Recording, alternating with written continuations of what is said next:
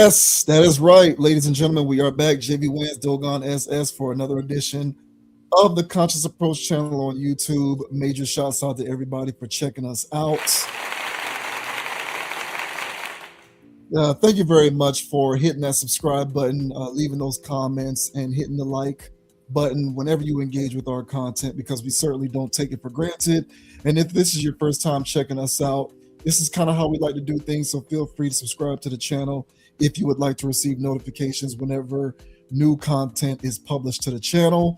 A couple of housekeeping things, as always. Check us out on Amazon Music, Spotify, and Apple Podcasts.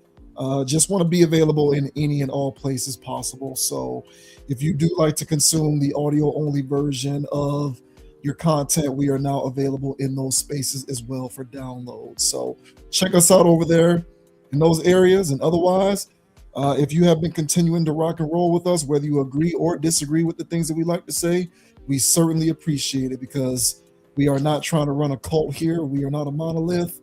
We just like to engage in interesting conversations. That's pretty much the point of this whole thing. Now, with that out of the way, we are going to go ahead and get right into it. And the first thing that we are going to talk about is this individual here, this young man who goes by the name of Jack Harlow. Jack Harlow, one of the younger people who was previously more of a mainstay with hip hop and rap music, and he recently has transitioned into doing R&B music.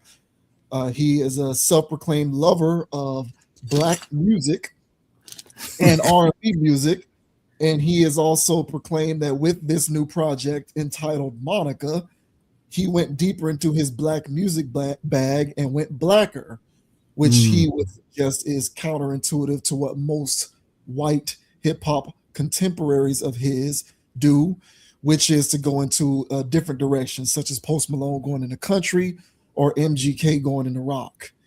So Jack Harlow is apparently proud of the work that he put into this Monica project, but a lot of people are having some fun at his expense with his black music and blacker comments, going so far as to apply white versions of prominent black music artist name in his namesake as a reaction to these comments that he made about becoming blacker due to his love for black music while making his R&B album. So obviously, anytime somebody talks like this, comments are going to go rather viral.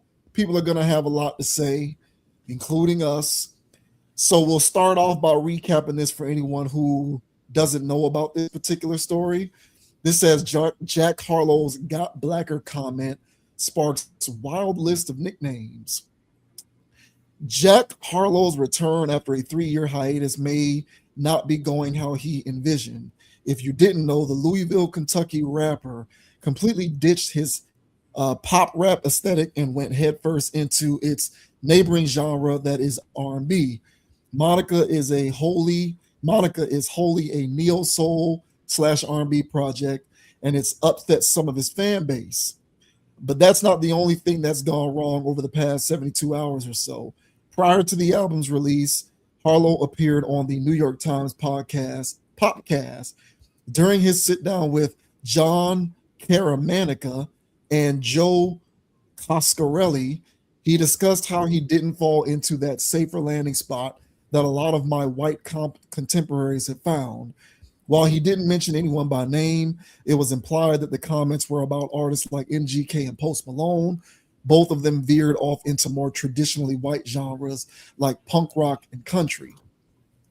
As a result of not being another rapper of his skin color to do so, he feels he got blacker instead. I think I love black music. I love the sound of black music. Of course, it appealed to me to do something that I felt like at a time when there's plenty of people expecting me to take some of the routes that y'all are taking, to take the route that not only might not be expected, but is also the one I genuinely want to take. So all the stars align in that way for me, to be honest. Overall, the wording of his explanation is not landing and has led to some ridicule, but some jokes as well. More specifically, users on X have been coming up with some wild nicknames for Harlow. As you can see above, they are pretty creative as they take popular black artists and put a whiter spin on them. Charlie Kirk Franklin is a twist on the iconic gospel singer. Brian McWhite is a play on 90s R&B crooner Brian McKnight. Then there's others like Stevie Wonder Bread, Jay Nilla, Arnold Kelly, and most definitely not Yaqub Kweli. Wow. As of yet, Harlow hasn't caught wind of this just yet, or at the very least said anything, but he's a pretty chill and comedic guy himself. So it'll be interesting to see if he just lets this roll off his shoulders. The 28-year-old hitmaker dropped off Monica on Friday the 13th, which just happens to be his birthday. It's 9 tracks long and has 0 features. So here are some of these names here. Music Snow Child, that's another funny one. De La Soap. Lazy is a good one. That's a good one. Common Sensible, Max Welp. So we'll go ahead and jump off here because Mr. Jack Harlow, actually, we do have a clip of Jack Harlow's appearance on this podcast where he talks about going blacker and tapping into his love of black music. So let's see. Do I have that? I might have to. Oh, no, I didn't. I didn't pull it up right away. So give me 1 second for me to grab it. De La Soap. That's crazy. Yeah. All right. So let me go ahead and pull this up. Here is Mr. Jack Harlow talking about his love of black music and going blacker as opposed to taking the route that people like MGK took. Good question. You didn't I'll piggyback off what John's saying. John's saying you didn't retreat into a whiter genre. In fact, you arguably went deeper into black music. Deeper into blackness. So was that conscious? Was that a little twist on the typical move that white rappers make, which is to retreat back into traditionally white sounds? It certainly made what I already wanted to do even more appealing. Absolutely. Because you like pushing that boundary, that line? I think I love black music. I love the sound of black music. Who among us? Yeah, I love the sound of black music. Yeah. And of course, I'm hyper aware of the politics of today, that safer landing spot that a lot of my white contemporaries have found. And of course, it appealed to me to do something that I felt like at a time when there's plenty of people expecting me to take some of the routes I take.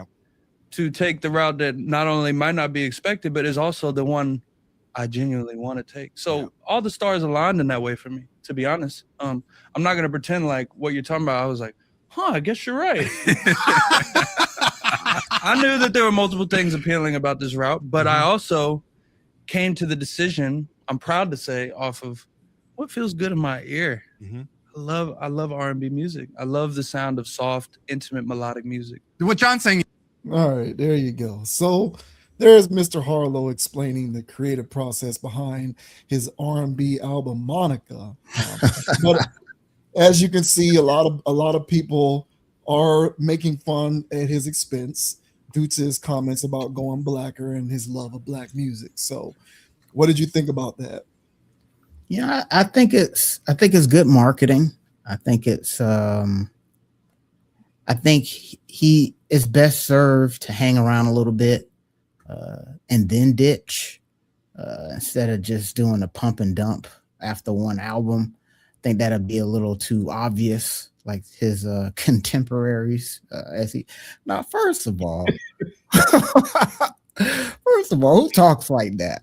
All right, you know what I'm saying? I don't care if this is for a formal podcast or something like that. Nobody walk around saying my contemporaries, but I guess he's one with the words, I guess. But I would just say that because of the latest iterations of this type of industry plant, once they made the eventual pivot, then from the rafters, you would hear the black community going, they just using us again, using our sound again. You would also hear from, white people that are commenting on these things and basically calling it for what it is, the the appropriation that it is, and blase splees. So, they get it from both sides of the aisle. And, then they become this obvious industry plant that nobody kind of likes, and they become a meme of a person. So Jack Harlow was already teetering on the edge of meme artists where, even if you like his songs, it's only because they're a plant they're like trending on videos or, TikToks or something like that. It's not because people actually listen to him. So his best bet is to double down and get into the neo soul bag, apparently. So because at that point, I think it's best to build this momentum and then make your branch out album next time where you're not completely gone off the reservation. It's still considered black music, but okay, but you're playing with concepts like Drake does. And then eventually you can just streamline into something else, take the back door instead of just barging out of the front.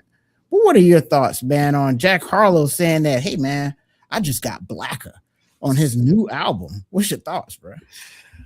I can understand why people are making fun of it. I mean, it is funny if you say that out loud, it does sound funny. I understand why people are making fun of it. And I also understand why people are annoyed by it. I was born in 1986. So I come from a time where, it was weird to see non-black people rapping. Not completely, because there were some out there, but the vast majority of to use a Killer Mike word, diaspora. It was still a bit weird to see it.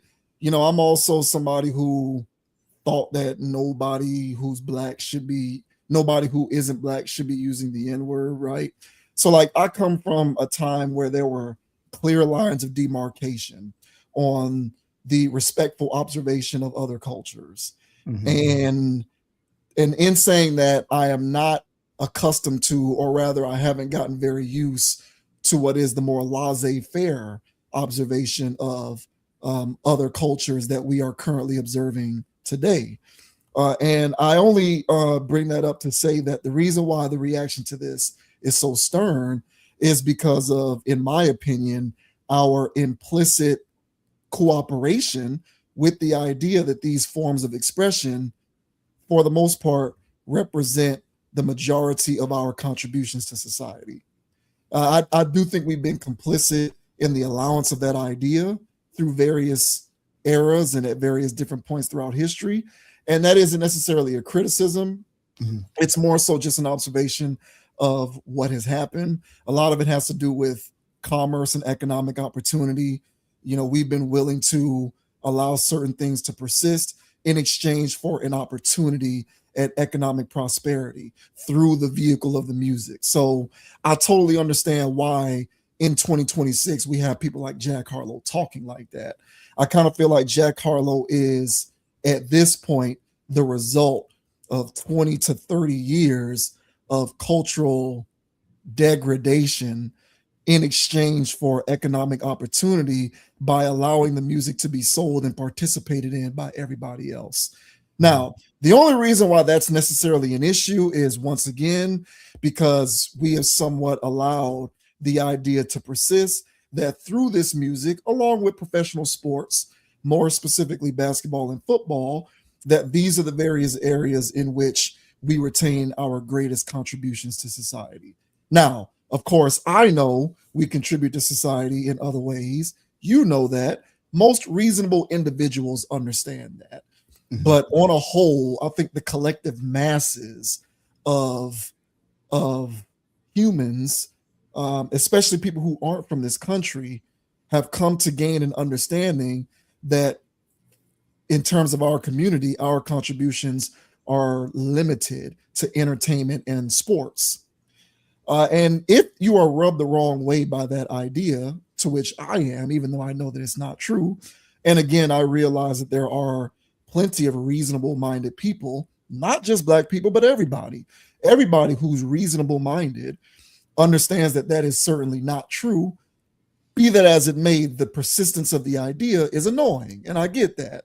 So if you are from the community and you are annoyed by the persistence of that idea, and I mentioned this on a video in a previous topic that I can't recall off the top of my head, I would just suggest that you fight fire with fire. Invade these other areas of industrial capitalistic opportunism underneath the guise of appropriating white culture and doing things that white people do. Because at this point, we've jumped the shark on being able to reclaim this music as uniquely and solely something that is of the ownership of the community. I don't think you can ever put that Pandora's box back inside the box. I think we have jumped the shark on that. I think we are fully enthralled at this point in the idea that the music and even the sports are a worldwide commercial export that is participated in by everybody. So you can't necessarily put the genie back in that bottle. But what I do think that you can do is just quote unquote appropriate white culture, if you will, get whiter. And I say that facetiously because of course, becoming an accountant or becoming a CPA or becoming a real estate broker or becoming an angel investor or getting up there and investing in the creation of an app or learn how this AI stuff works so that you can work with the technology, gain these skills that are in demand so that you have more influential power within the current construct of society. When I say get whiter, I'm being sarcastic because none of those things are actually endemically quote unquote white. But to use the logic of these types of talking points in the way that they annoy people, I would say fight fire with fire and just get whiter. Embrace being a money handler. Embrace running your own construction enterprise, your own property management enterprise. Get on the ground floor with stuff like that. Do the things that would be categorized colloquially as being white, so on and so forth. Because I think we're well past the time where we can continue to be annoyed by these things because it's not going to stop. So there's going to be more of these little people like Jack Harlow coming in saying, hey, I did the black thing by making R&B music. And what are you going to do at that point? Continue to lament appropriation or any of these other themes that we've been talking about for the last 15, 20 years? Like at this point, we've kind of been complicit in allowing a lot of these things to persist. So I would say go ahead and just do the white thing, be whiter, schmooze with those people in those rooms, become the orthodontist, become the real estate broker, not a sales associate, but get on the track so that eventually you can run your own brokerage. Become one of these people who are on those, Wall Street sales floors where you're trading stock and managing rich people's money, and they're paying you hand over fist to do it because you have those requisite skills that they don't have and that are in demand. So that's the only thing that I have to say about stuff like this, because even though it's 2026, I think it's funny personally that we continue to be annoyed whenever a person who looks like Jack Harlow talks like that. Hey, well said, bro. And the main thing, at least for me, is the commercialization of all of this stuff, of everything nowadays. So if because capitalism is what it is, and a lot of the world mimics this type of system over here, as soon as something is introduced into the market, it's fair game for everybody to participate in. So it's basically like no different than an AI thing or whatever, like ChatGPT or whatever. Like anybody can use it. So once the people start getting involved with it and doing whatever, like engineers can't be mad that people are making stuff now and they're not engineers. It's all part of the global system of whatever game it is. So that's the tech world. And over here with the music, it's a music industry. So if there's a music industry out here where there's all of these genres and everybody can participate in it, you're going to have your people sprinkled in there that's not from your community doing that type of stuff, and saying stuff like he got blacker. Like it's all a part of the system. So you can't get mad at commercialism. You can't get mad at capitalism. I mean, I guess you can, but you can't get mad at the little stuff that's in it like that. It's just a part of it. And so there's going to be things later on down the line that were, I guess, black things that you're going to see other groups of people doing. So instead of it's like the N-word topic for me, instead of getting offended by these things, just take them as the compliments as they are. So, if let's say that you were mentoring a child and, the child starts picking up what you're doing, because they see you have good habits and they want to have what you have. So they start mimicking what you're doing.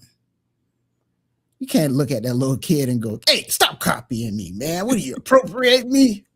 What is this, some type of sick joke?" It's like, nah, man, this guy wants to be like you, man. You should be flattered.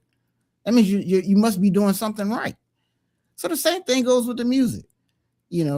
Oh, they want to steal this, they want to steal that. Of course they do. It's as fire as you say it is. People should want to steal that. People should want to mimic it if it's that fire. You should be concerned when nobody is not trying to steal your secret sauce. That means you suck. So for black people, it's just like, yeah, man, you're going to get that. So the tongue-in-cheekness of these running jokes, I don't have a problem with that. It's the clutching of pearls. Yeah. That's like, oh, God, another one, another guy just using our culture. It's like, who cares, man? You have to get over that. You know what I'm saying? Or not. But I'm just telling you, that's a miserable existence, because there's going to be a whole bunch more where that came from. Exactly. And nowadays with these kids, because pretty much everything that's internet culture is stuff that would have been considered ebonics or something like that in the 90s. It's just very improper English, very crazy things. And then, if people were actually speaking like these kids now talking about getting, rizzed up while gooning and other things. And I just said a crazy statement there, but they can riddle off a whole bunch of things. And it's a form of conversation. But back in the 90s, man, you would have, they would have said you got, something wrong with you, and you got, you're speaking ebonics. So overall, yeah, man, you should be flattered that you're getting not mocked, but mimicked by people, and then once it actually does straddle into the fence of mockery, then you can have a debate there. But right now, this just looks like mimicking and, a business model. So, to me, I think this is no harm, no foul, because, who cares about Jack Harlow? You know what I'm saying? Yeah, I agree with that. But I think, I think at the root of why there is a strong reaction, because I agree with you, like, being annoyed by it or making fun of it is one thing, but there is a certain level of pearl clutching where anytime a person who looks like that talks like that, there is going to be a segment of the population. I'm not suggesting it's going to be a lot of people or most people, but there's going to be at least a sizable enough segment of the population that is going to re-engage once again with these cultural appropriation type conversations, right? And I think at the heart of that kind of reaction is the feeling of inequity, given the fact that we don't necessarily, at least on a mass level, retain the ability to be able to do this kind of thing in reverse. And that's why I bring up the comments that I brought up before. And don't get me wrong, I do know that there are Black orthodontists out there. Of course there are. There are Black angel investors. There are Black real estate brokers. There are Black construction magnates. There are Black people who are managing accounts for six-figure and up people. I understand that these exist in the world. I know that there are Black data analysts and there are Black cybersecurity people and there are Black people developing apps and doing AI and all types of other fly stuff. I know that. But on a mass level, statistically, we are a mere drop in the bucket in terms of representation in these areas. And whenever a Black person pops up in these various areas, no one with a straight face would ever dare to say, I'm doing this because I'm being whiter, or I'm trying to tap into my whiteness. Or, if a person shows up at Goldman Sachs or some firm to be a money person, they're not going to say, I just love, white money. Like no one would say goofy stuff like that, even though from a statistical standpoint, the vast majority of the people that occupy these spaces still are people who look a certain kind of way. So I feel like you should just treat that kind of environment the same way that you treat your reaction to a person like Jack Harlow talking about this music stuff.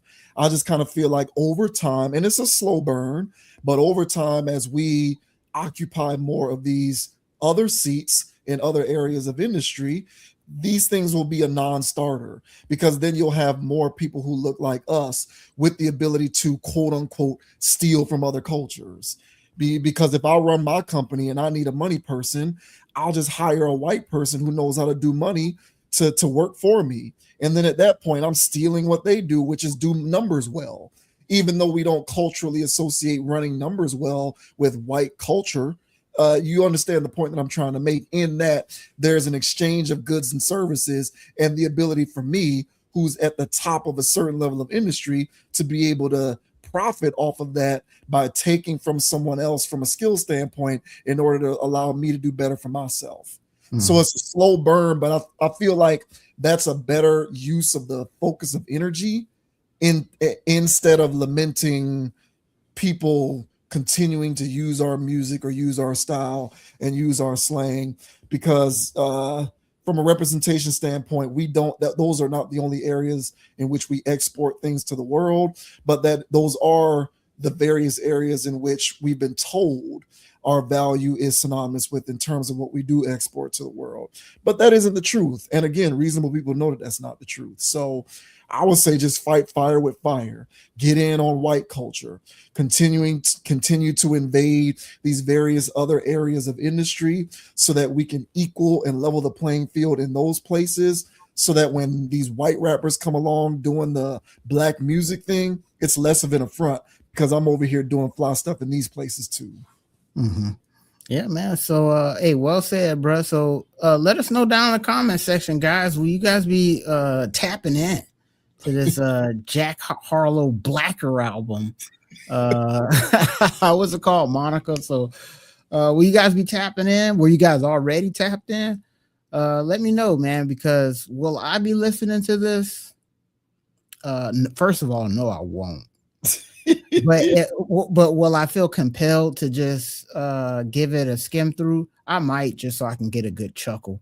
But as it stands, everything I heard from Jack Harlow has been dumpster juice. So I assume this will be no different. So it's just R&B flavored, I guess. So have at it, guys. Yeah, you can go ahead and give me the wire report. I will not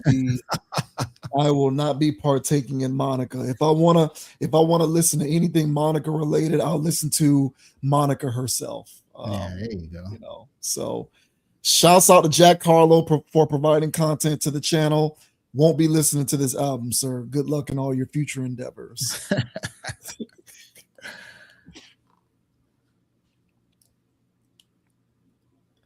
And now we move on to, is Ari Lennox friend of the channel at this point?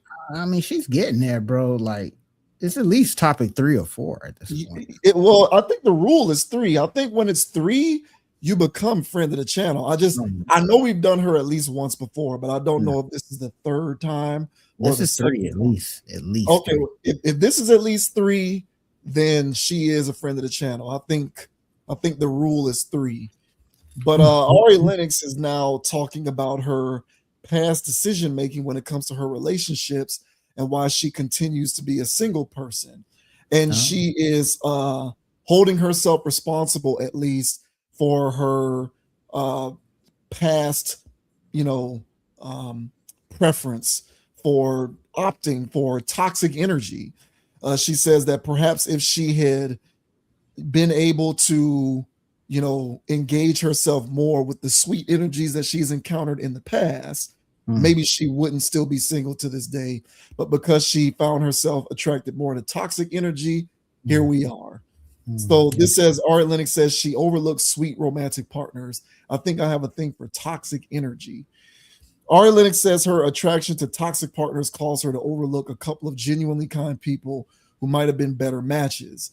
The singer made the confession during a recent interview on the Effective Immediately radio show on Sirius XM when host Gina Views asked her if she's met her match yet. So I'm going to skip the quotes because we're going to play the little video clip. Let's see. Well, you know what? Most of this is just quotes. Further into the conversation, Views asked whether there is a toxic lyric Lennox has written that she still stands by. Lennox pointed to her song Waste My Time from her 2022 album Age, Sex, Location, while explaining that her perspective on relationships has changed as she has gotten older. So we'll just go ahead and play the clip here because that pretty much sums up what Miss Lennox had to say about her past preference for opting into relationships with people with toxic energy.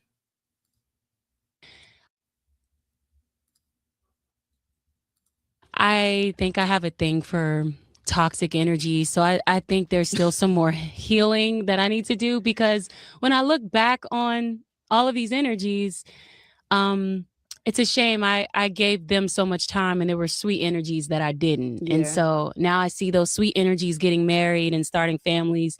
I'm just like, dang, that probably could have been me if I recognized the security in those individuals at the time. And like now I'm like, yeah, I'm definitely feeling that now. I'm aware that there's something going on. There's something wrong.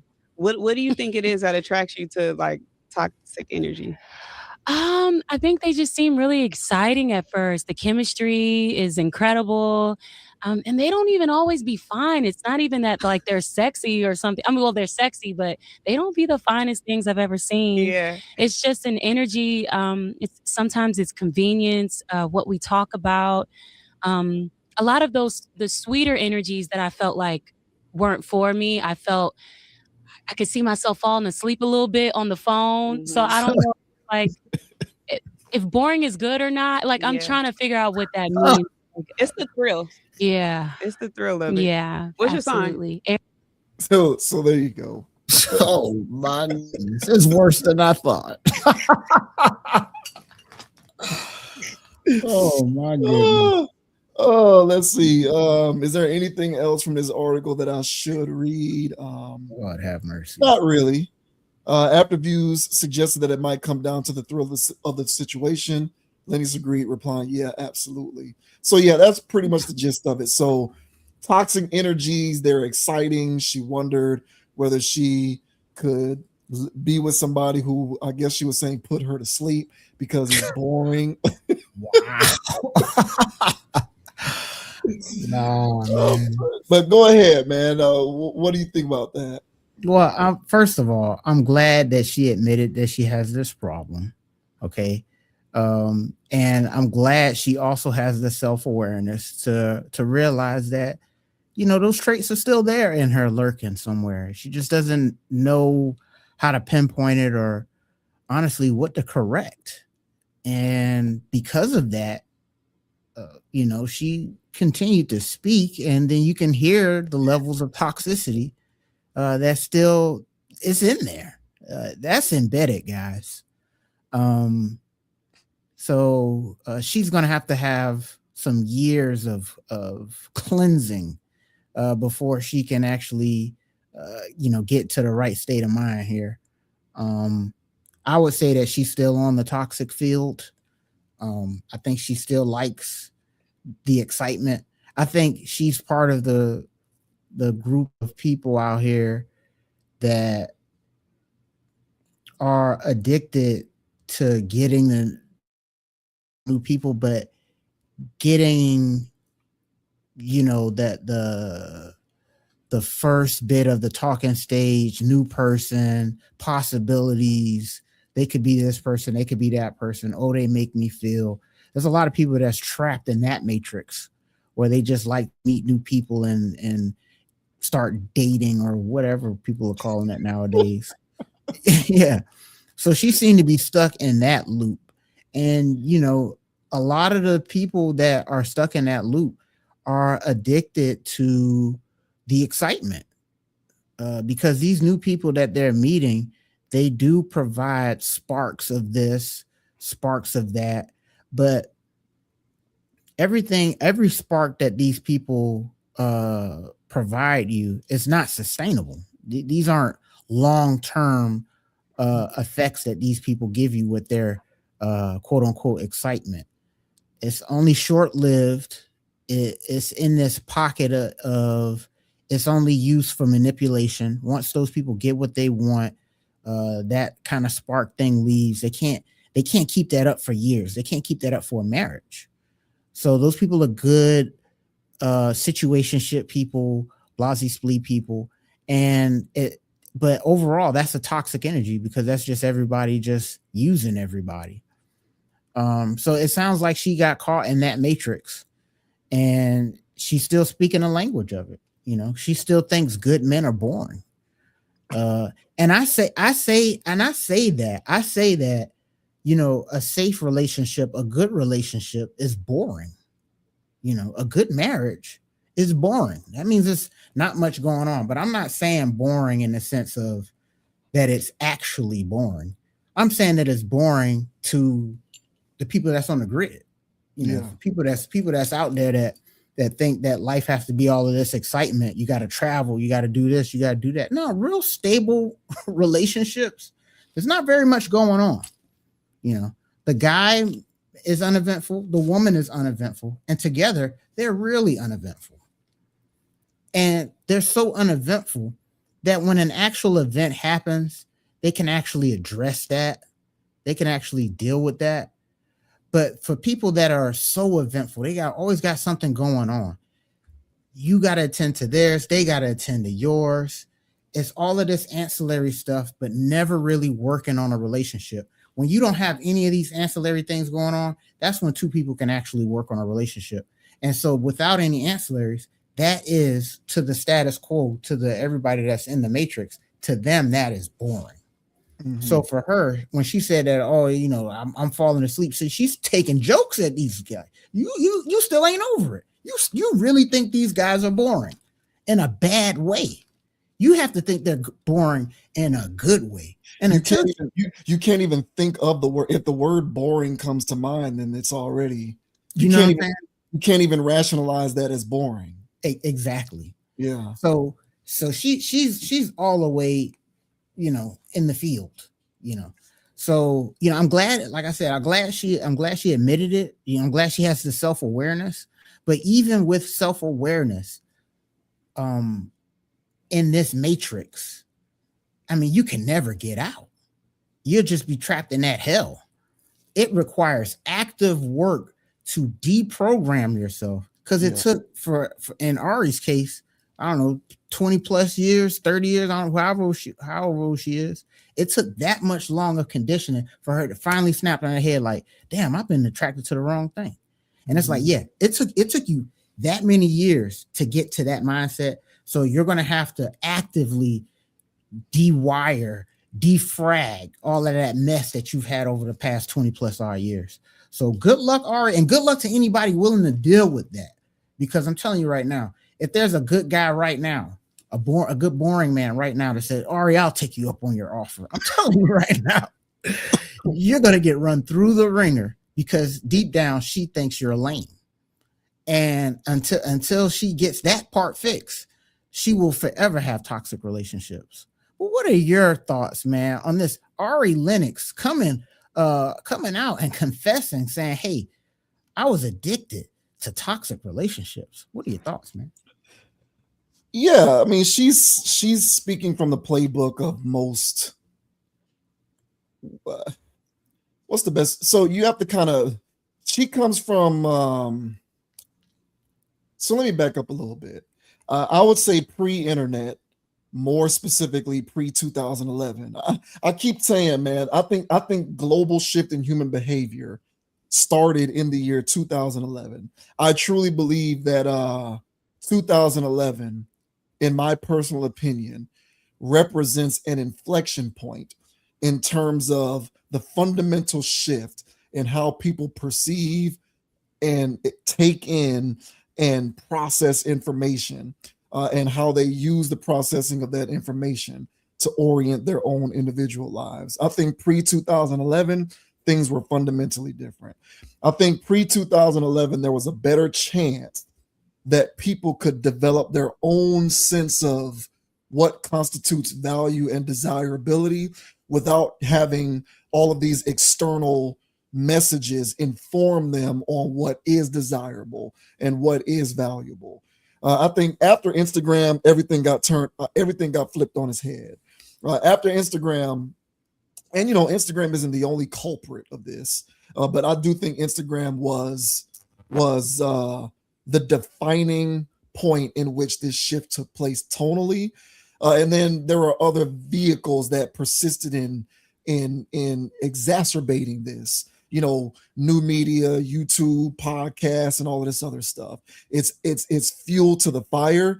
But I do think that Instagram started this kind of stuff where people no longer relied on like firsthand experience, anecdotal firsthand evidence, or passed down traditions from previous generations in their families, maybe things that were taught to them by their mothers or older relatives or older siblings.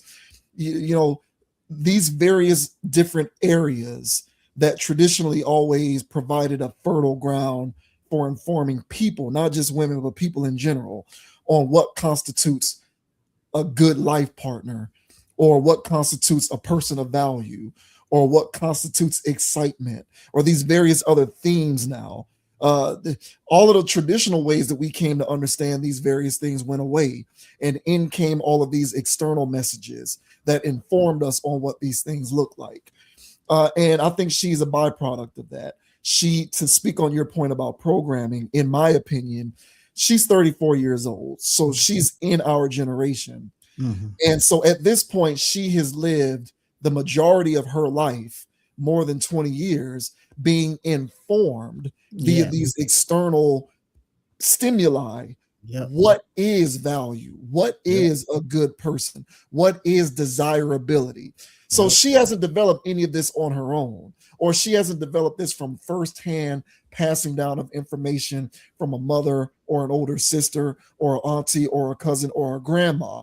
The internet's told her. So her favorite music artists have told her. So it's been the music that she's listened to that's informed her on what a desirable man looks and sounds like. It's been her favorite content creators or whoever she follows on Instagram, whatever her reel or her feed may look like on any given day for the last 20 plus years. These are the things that have informed her on what desirability looks like, on what value looks like. And so she takes that with her and ventures off into the real world, trying to replicate the formula for herself, even though she's none the wiser to the fact that she doesn't think for herself. And this is a plague that has infected most people, not just her. A lot of us out here are walking around avatars, byproducts of our technological feeds, not even realize that we don't think for ourselves. So when you hear people regurgitating the same talking points over and over,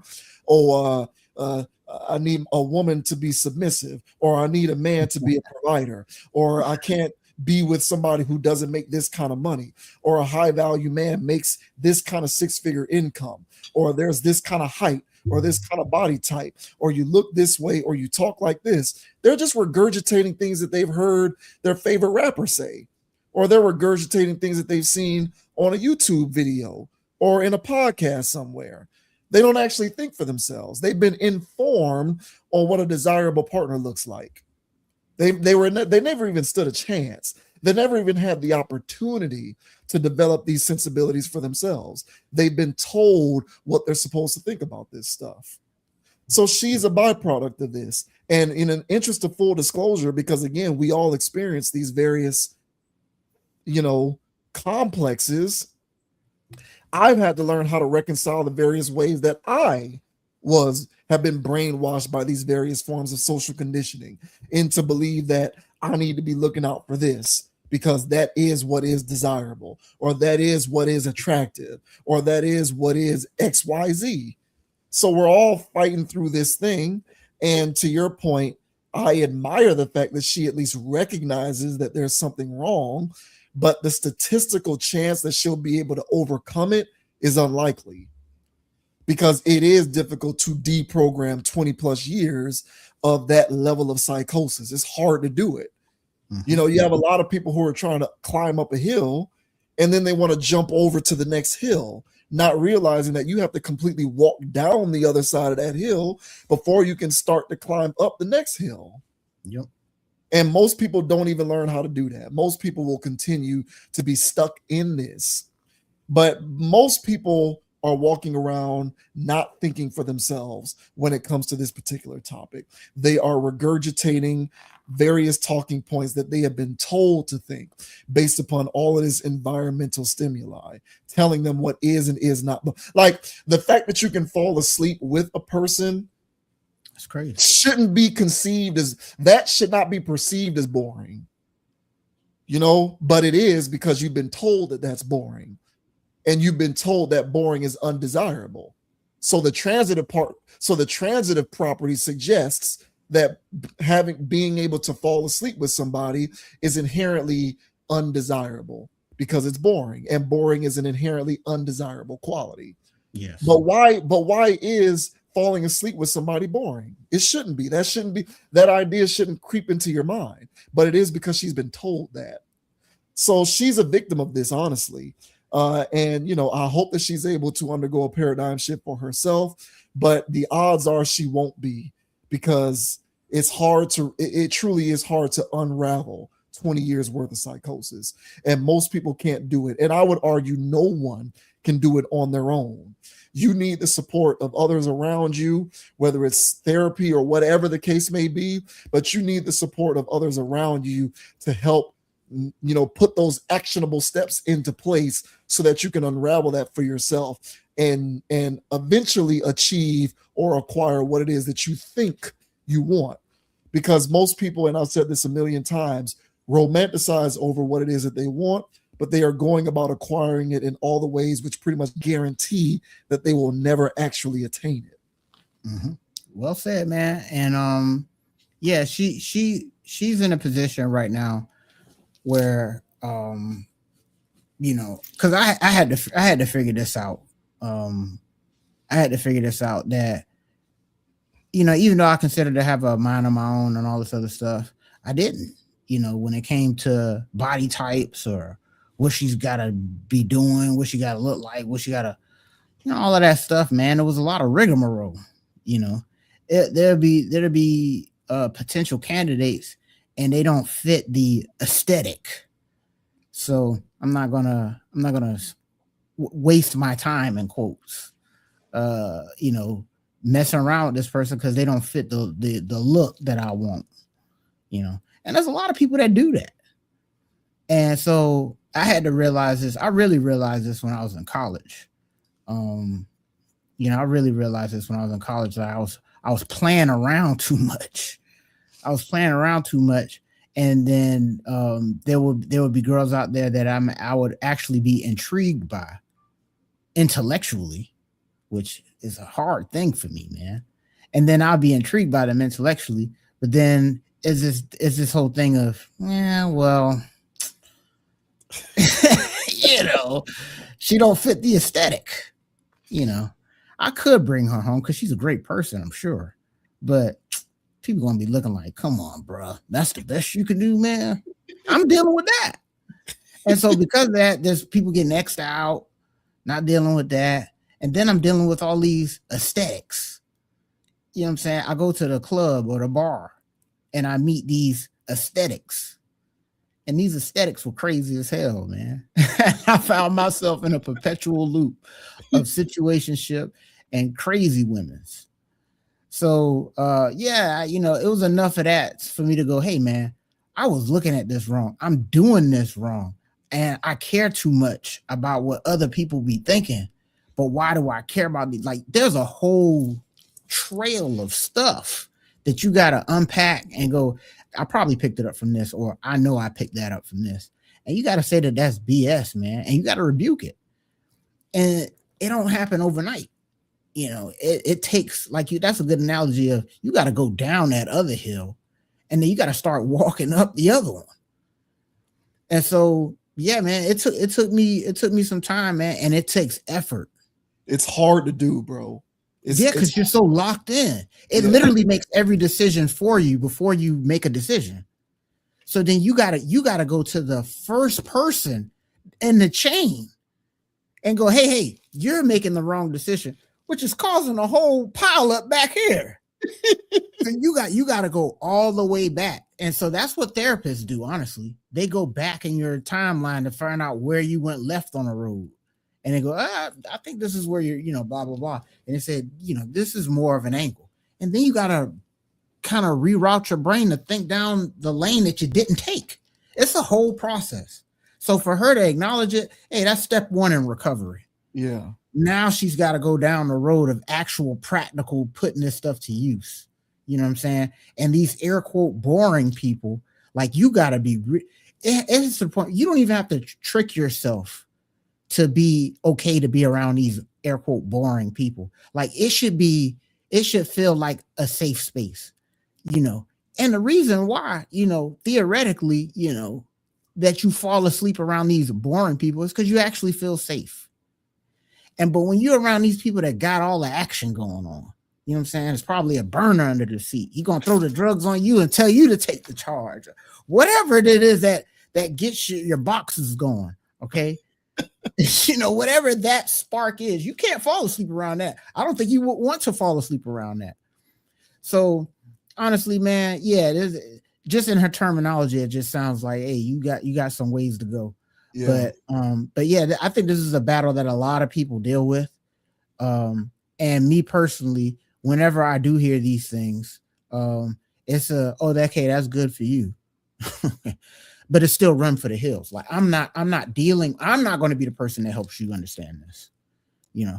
And so for guys that's out there that say, oh, hey, at least you know, man, no, because you would have done that enough on this road to realize you need somebody that's already off the road. Mm-hmm. Yeah. You're off the road. She's off the road. Y'all both boring together. And no, hey man, let me take her out the street. Hey, bro, she in the road for a reason, bro. And she gonna remind you. So yeah, man, it's a crazy world out here, man. So kudos to her. But I heard the venom still behind those comments. So I still think it's run for the hills. If there's anybody that's interested in this young lady. Well, I mean, she's gonna fulfill her. I do think it's still in her system. Mm-hmm. It's still in her system because of the mere fact that she equated falling asleep to boring. Mm-hmm. It's like, because the thing is, in order for you to be beyond that, you have to not even think about whether that is boring, hence it's undesirable. Like when you're making those kind of calculations in your mind, what you're trying to do at that point is like learn how to be content with being bored. Mm-hmm. Like, that's what you're doing at that point. It's, how can I learn to be content with being bored? When really the right way to be thinking about this is it's not boring to fall asleep in the first place. Yes. Hence, there's no aspect of this that is inherently undesirable, because me falling asleep on this person doesn't indicate my level of boredom. But if you're calculating it in your mind in the way that she did, what she's trying to figure out is, how can I learn how to be okay with being bored? And that's a counterproductive way to go about doing it, because you're not actually unraveling the things that lead you down these pathways where you end up in undesirable places. Mhm, You're just trying to jerry rig the situation so that you can get the best possible outcome given what it is that you are turned on by. mhm. So and like I said, man, most people, men and women respectively, because it's not just a woman thing. Most of us don't grow out of that. Most of us, because it's hard to do it. It's hard. It's hard to unravel 20, 30 plus years of being in this simulation. So if I am going to give her some credit, I'll say good on her for understanding that there may be a need for a paradigm shift, but the recognition is just step one. There's a lot more to go with unpacking all that so that you can eventually get to the point where, what was the word she used? Sweet energies, where, I forgot all about that. Yeah, where she can gravitate towards said sweet energies and not think twice about whether she's compromising or settling in any kind of way. Because I guarantee you, at this point in time, her trying to decide whether to go with the sweet energy, she's going to have to figure out whether she can be content with that or compromise for the sweet energy, as opposed to realizing that the sweet energy is the place that she's supposed to be. Yeah, man. Well said, bro. So best of luck to you, Miss Lennox, friend of the channel now. So yeah, best of luck to you, man. And let us know down in the comment section, guys. Y'all hear where she's coming from? Because I damn sure do. But I just know that's a long road to travel down. So but let us know down in the comment section what's y'all's thoughts on Miss Ari Lennox's toxic behaviors. Yeah. Shouts out to everybody that has been able to shift that around and come down the hill so that you can walk up a better hill. Shouts out to y'all. Man, y'all the real MVPs, bro. Yeah, so kudos to y'all. Yeah, for sure.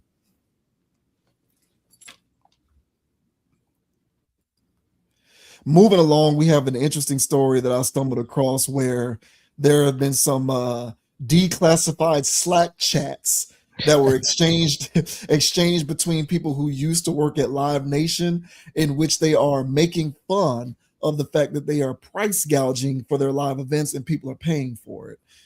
So this was some interesting stuff that I saw, because it shows you what these corporations are doing to people on purpose, and they feel no compunctions about what it is that they're doing. So here we go here. So this says Live Nation employees brag about price gouging in unsealed chats. These people are so stupid. A pair of Live Nation employees joked about charging fans outrageous fees in newly unsealed private messages tied to the company's antitrust case. According to Bloomberg, Ben Baker and Jeff Weinhold, two regional ticketing directors for Live Nation amphitheaters, exchanged private messages in January 2022, boasting about hiking ancillary fees like VIP parking, lawn chair rentals, and other add-ons. Baker wrote, "I gouged them on Ansel prices to make up for changes in base ticket prices." In one exchange about a Kid Rock show in Tampa, Baker said, "These people are so stupid, and I have VIP parking up to $250 LOL." He followed it up with, "I almost feel bad taking advantage of them," and bah ha ha ha ha ha ha. For a Virginia concert, Weinhold shared a screenshot showing parking prices up to $250, writing, "For one parking spot, LOL." In another conversation, Weinhold said, "I'm done asking people for permission. I just do it now. I charge $50 to park in the grass, laughing my ass off. I charge $60 for closer grass." Baker also shared a spreadsheet showing Premier Parking gross revenue had jumped from about $470,000 in 2018 to about $666,000 in 2021, commenting, "Robbing them blind, baby. That's how we do." Live Nation said in a statement that the exchange absolutely doesn't reflect our values or how we operate, per Rolling Stone. The statement continued, "Because this was a private Slack message, leadership learned of this when the public did and will be looking into the matter promptly. Our business only works when fans have great experiences, which is why we've capped amphitheater venue fees at 15% and have invested $1 billion in the last 18 months into U.S. venues and fan amenities. The Slack exchange from one junior staffer to a friend absolutely doesn't reflect our values or how we operate, their statement added. At the time of the messages, both Baker and Weinhold worked for Live Nation.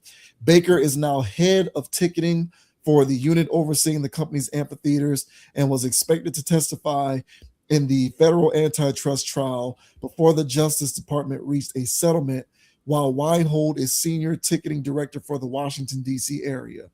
Live Nation had asked Judge Arun Subramanian to seal the messages, arguing they would prejudice the jury, while the Justice Department said they showed how the company could impose excessive fees without fear of artists leaving because alternatives were limited. After the settlement, Bloomberg and other media outlets petitioned to unseal the exhibits, and Subramanian approved the request on March 11th. Although the settlement pauses the federal case, state attorneys general are reportedly eager to continue litigation, with the judge ordering them to try to reach a deal by the end of the week. So I said at the beginning of this that they were former employees, but they are not.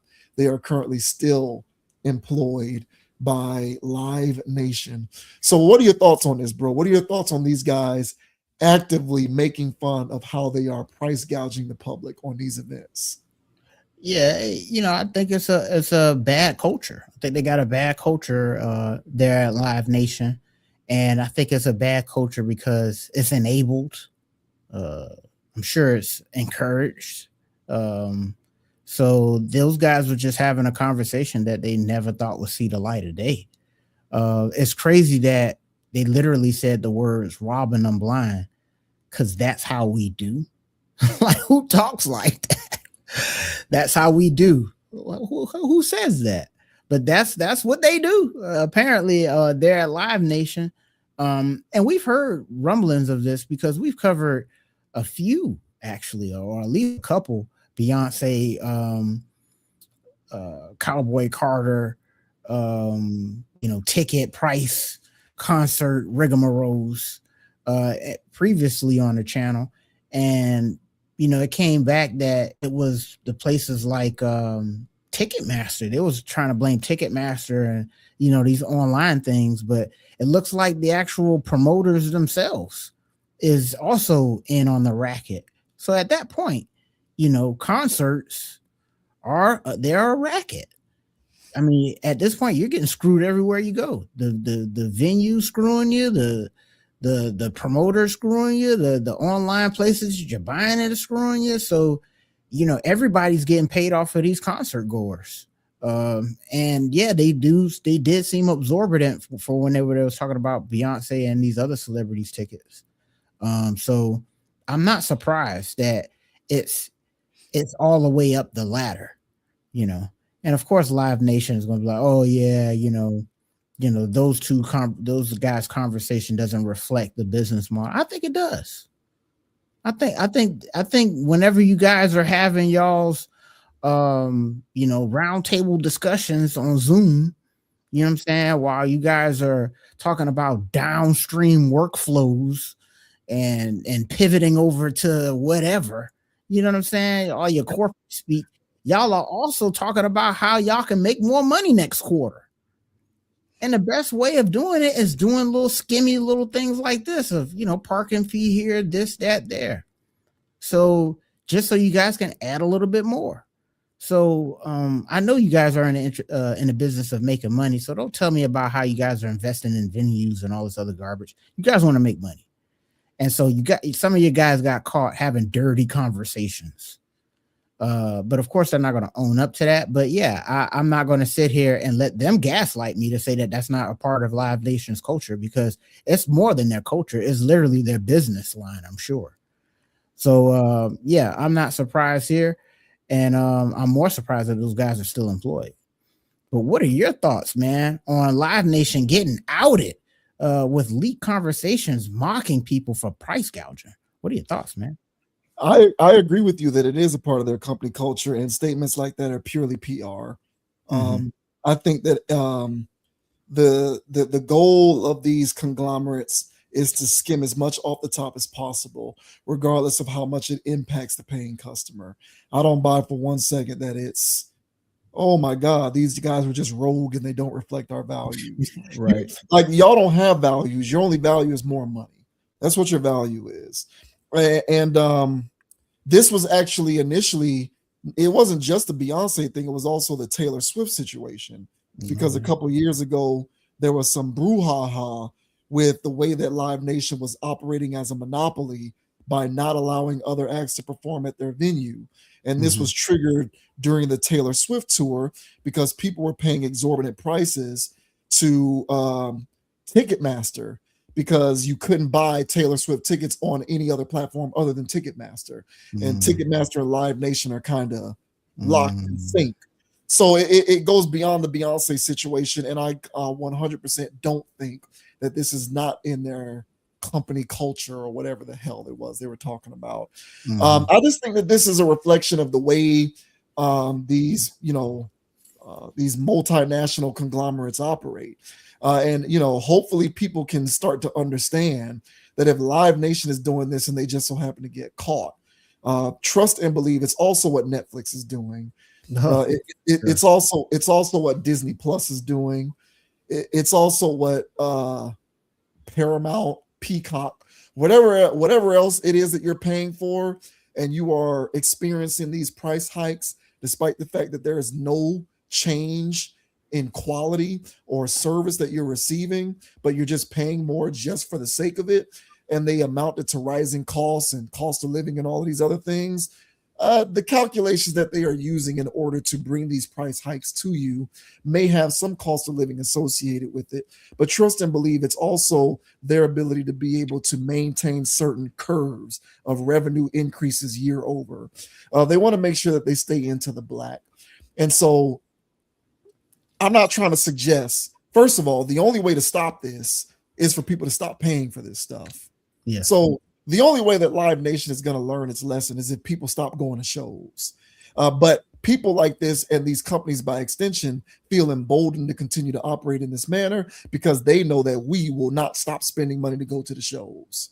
So when you know that you have carte blanche because human behavior is not going to change, you'll continue to do what you do into perpetuity. And so it's not going to stop them unless people stop going. Just like it's not going to stop Netflix from doing what it does unless people start not paying for it. Same with Disney Plus and the rest of these services. And until people stop paying for it, this stuff will continue to happen. Now, understand, this is not me telling people to put your Netflix down and to put your Disney Plus down, because if y'all want to keep paying for these services, go for it. That's on you. My whole thing is I oftentimes see a lot of people complaining about these things, but continue to spend the money. So my whole deal with it is, if you accept that you're going to continue to spend the money, stop bitching about it. Stop complaining about it, because you're complicit in this operation by continuing to spend the money. If you truly are about wanting to see a change, cancel it. Get out of there. Stop spending the money. But you can't have it both ways, where you continue to complain about it, but you won't relent and stop spending the money. You can't have both things at the same time.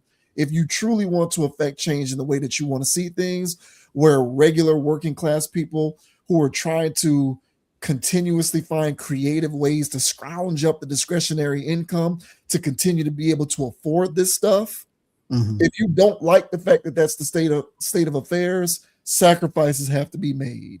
People got to stop spending the money. It's that simple. But if you're going to continue to yield to this power dynamic, and you understand that despite how much you don't like it, you're going to continue to spend the money regardless, then at that point you also need to stop complaining, because you are contributing to the madness. So shouts out to the people who do cut it off, because I know people who said enough is enough. I'm not paying for Netflix anymore. Disney Plus, they're pissing me off. Every 3 months, 6 months, they're telling me I owe them $3-4 more, yet I'm getting nothing back in return. It's the same old stuff. Same thing with the rest of these streaming services. we use StreamYard to record to do this. And in the few years that I've used StreamYard, I've gone up in terms of my expenditure. I go from paying $25 a month. At this point, I'm now paying $45 a month for StreamYard. Now, have I received equitable return on that investment? Debatably, yes, because they've added a lot of nice features. Would I prefer that they take all those features away so that I can go back to paying $25 a month? Yes. Yes. But at the same time, do I know that if StreamYard continues to raise prices, I'm going to continue to spend the money? Yes. So when StreamYard does raise those prices, I don't complain about it because I'm signing up for this. So people need to make a decision. Either understand that you're signing up for this so you stop complaining about the price raises, or if you truly are that, disenchanted because they continue to do this to us, take a stand and stop spending the money. And that goes for Live Nation or anything else. Stop going to the shows. Yeah, you want to see Beyonce or Taylor Swift in person, but if you want to see a lot of this reverse a little bit, you're going to have to make some sacrifices at some point. And if you don't want to make that sacrifice, then just deal with it because you're going to keep paying the money anyway. Yeah, man. Honestly, bro, I don't see this changing, man. Even if there were people that stood up and didn't go, I still see them just creating this market and having this market of overcharging for these shows. I mean, what is the right kind of price? But when you're charging, $3,000, $2,500 for a ticket, you don't even get, it's not even a meet and greet ticket. You know what I'm saying? You just somewhere in there. No, man. I mean, even if it is a meet and greet, I still think that's outrageous, but some people would think that's appropriate. Well, they're catering to people who can afford it. Like that meet and greet stuff, yeah, the prices are silly, but they don't care about me and you. That's for the rich people. But they are starting to really get close to the edge when it comes to just regular stuff, like general admission. And now general admission for stuff is inching at thousands of dollars. And at a certain point, something has to give. So if we woke up in an alternate universe where everybody worldwide was like, I'm not going to another live nation show until they drop some of the prices on this stuff, they'll do it. They do it. But because they know people likely won't do that, they can continue to do whatever they want to do. Yes. And like right now, PlayStation got a whole thing with a PlayStation store. They're introducing dynamic pricing. And we talked about dynamic pricing when it came to, I don't know if it was Uber or Lyft or one of those two. I think it was Uber, where they were talking about dynamic pricing, where basically it's just like surge. It's going to be surge. Oh no, it wasn't Uber. It was like a burger company. But anyway, they were just going to be dealing with dynamic pricing when it came to sandwiches. So it's going to be surge in your area, and then now you're going to have to pay more for your value meal because it's dynamically priced. Right, that's right. Yeah. And so now the PlayStation store they're doing dynamic pricing, and from my understanding of it, is that if you buy more games, they're going to charge you more money. And if you buy less games, you can buy that same game that this guy bought for $70, let's say, and you can get it for $39. Why am I getting it for $39? Well, because I don't buy games. So they set the price lower for me. And that guy that's always buying games every other week, well, he's going to buy this whether it's $39 or $70. So charge his ass. And so that's what they're doing with these concert tickets. And until people go, look, I don't like y'all playing with me like that, like you said, and just opt out, they're going to feel emboldened is your word, to keep charging you that much money, because guess what? They are paying the $3,500. You know what I'm saying? They are paying $3,500 to see Taylor Swift and Beyonce. So keep charging them that.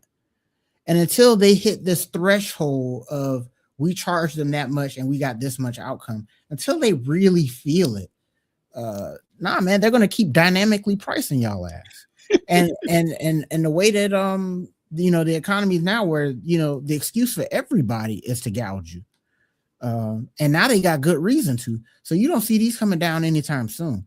So I think people need to put their priorities in order. And I saw, you used a good word earlier today, reasonable people. And reasonable people will look, hey man, I like to have fun like the next person, or whatever. And I don't mind saving through a few checks to go watch my favorite performer perform. But now at this point, it's getting out of hand. And honestly, they're sitting behind these screens laughing at me in Slack. So at this point, man, now you're the butt of jokes to these guys. And they called it robbing you. Yeah. So I think that if these aren't enough batteries to get you going, I don't know what it is. So but yeah, man, I understand concerts because I done been to some. I done been to shows of people that I like, so I get why people go to shows. So I'm not telling people to not go to shows, but man, at some point, where do you draw the line? Because I draw the line with my football games, man. Like, hey, look, I'm not spending $400. I'm not spending $300 for one ticket. I'm not doing it. I'd rather watch it on TV at that point. So I do have my lines when it comes to sports, and it's creeping very close to those lines. It's to the point where I was like, hey, I'll just go to the tailgate. So yeah, man. So it's interesting that they got outed. But will it change anything? We'll see. But honestly, I think we're going to hear more stories about crazy concert prices. I think so too. And what was one thing that you said? Oh, I read something where, speaking of PlayStation, I think I was reading somewhere that like PlayStation 6, you're looking at like, what did I see, like $700 or $800 when it eventually comes out, and they're basically blaming it on like the resource or the cost or whatever it is it takes to make some kind of a chip, the high processing chip that they're going to put into them. But if it still sells out day one, which they don't care about how much it's going to cost. So that's what I'm saying, man. I see a lot of people engaging in all of this righteous indignation over how much stuff costs. Yet I'm still seeing a lot of stuff getting paid for and bought. So at the end of the day, it's like, how much is it really bothering you? Like, how much is it bothering you? And I'm not trying to, I don't think live services and events and a lot of these things should disappear. I don't think that. But there's a lot of people who complain about the cost of stuff, rightfully so. So you just want to reserve the right to continue to complain forever? Or is there a certain point in which you decide, I really am willing to do something about changing it so that this thing that I'm complaining about doesn't exist anymore? I'm no longer paying prices that I feel are unreasonable. Because I would argue that if you continue to pay it, you really don't think it's all that unreasonable because you're still doing it. Yep. Crazy stuff, man. Yeah. I didn't even know they was in no process like this, man. But yeah, I saw this story sometime before you sent it to me, man. And I was like, wow, they're literally laughing at us. And so this isn't the only slack this is going on at. That's my point. I firmly believe that if we're watching this, there are Slacks and Google chats all across the rest of these corporations with people laughing at how much they're getting away with these exorbitant prices for stuff. Crazy stuff. Y'all stay safe out there, man. Unbelievable.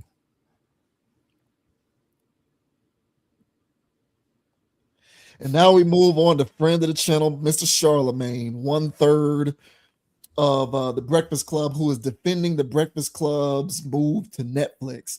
I did not actually know that this was a thing, but apparently the Breakfast Club is now going to be streaming on Netflix, and people seem to have a problem with it. People seem to have an issue with it. And Charlamagne is calling people out on their hypocrisy because he feels as though people complaining about the Breakfast Club being on Netflix is hypocritical given their behavior on streaming platforms. So this says Charlamagne the God explains his issue with backlash to the Breakfast Club being on Netflix. Charlamagne the God fired back at Backlash to the Breakfast Club coming to Netflix during a recent episode of the Brilliant Idiots podcast. In doing so, he explained how the model works while describing the criticism as hypocritical. So blah, blah, blah, blah, blah, blah, blah. From there, he pointed to viewership numbers on Netflix and claimed that he'll be the first to admit if it backfires. Regardless of Charlamagne's stance, fans on social media still aren't happy about the move. Nobody turned on Netflix to listen to radio shows or podcasts. Come on, bruh. One user commented on a post from DJ Academics. Another added, did he really just compare a radio show to Stranger Things?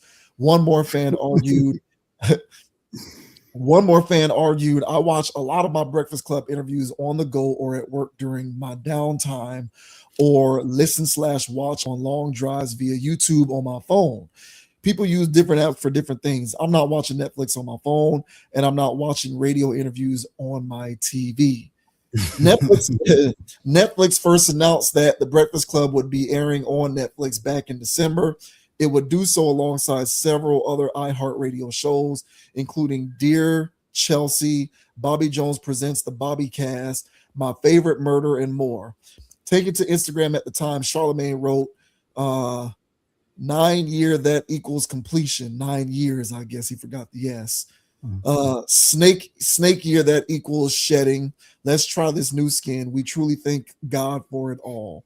So here's Charlamagne on Brilliant Idiots defending the move to Netflix and calling people hypocritical who complain about the Breakfast Club on Netflix. Dismiss Netflix. And the crazy thing that's funny, the funny thing to me is like people will be like, I'm not watching Breakfast Club on Netflix, but then you constantly tweeting about the America's Next Top Model doc.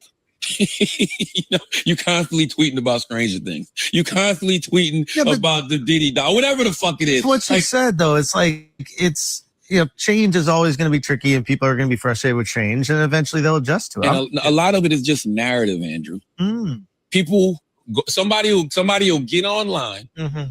Create a narrative, put something in somebody's head, and then everybody will run with it. No way. Yes. When has that happened ever? I can't fathom that even exists. I'm just saying, it happened. So now everybody's like, yeah, I agree. But no, I just want everybody to ask one simple question to themselves.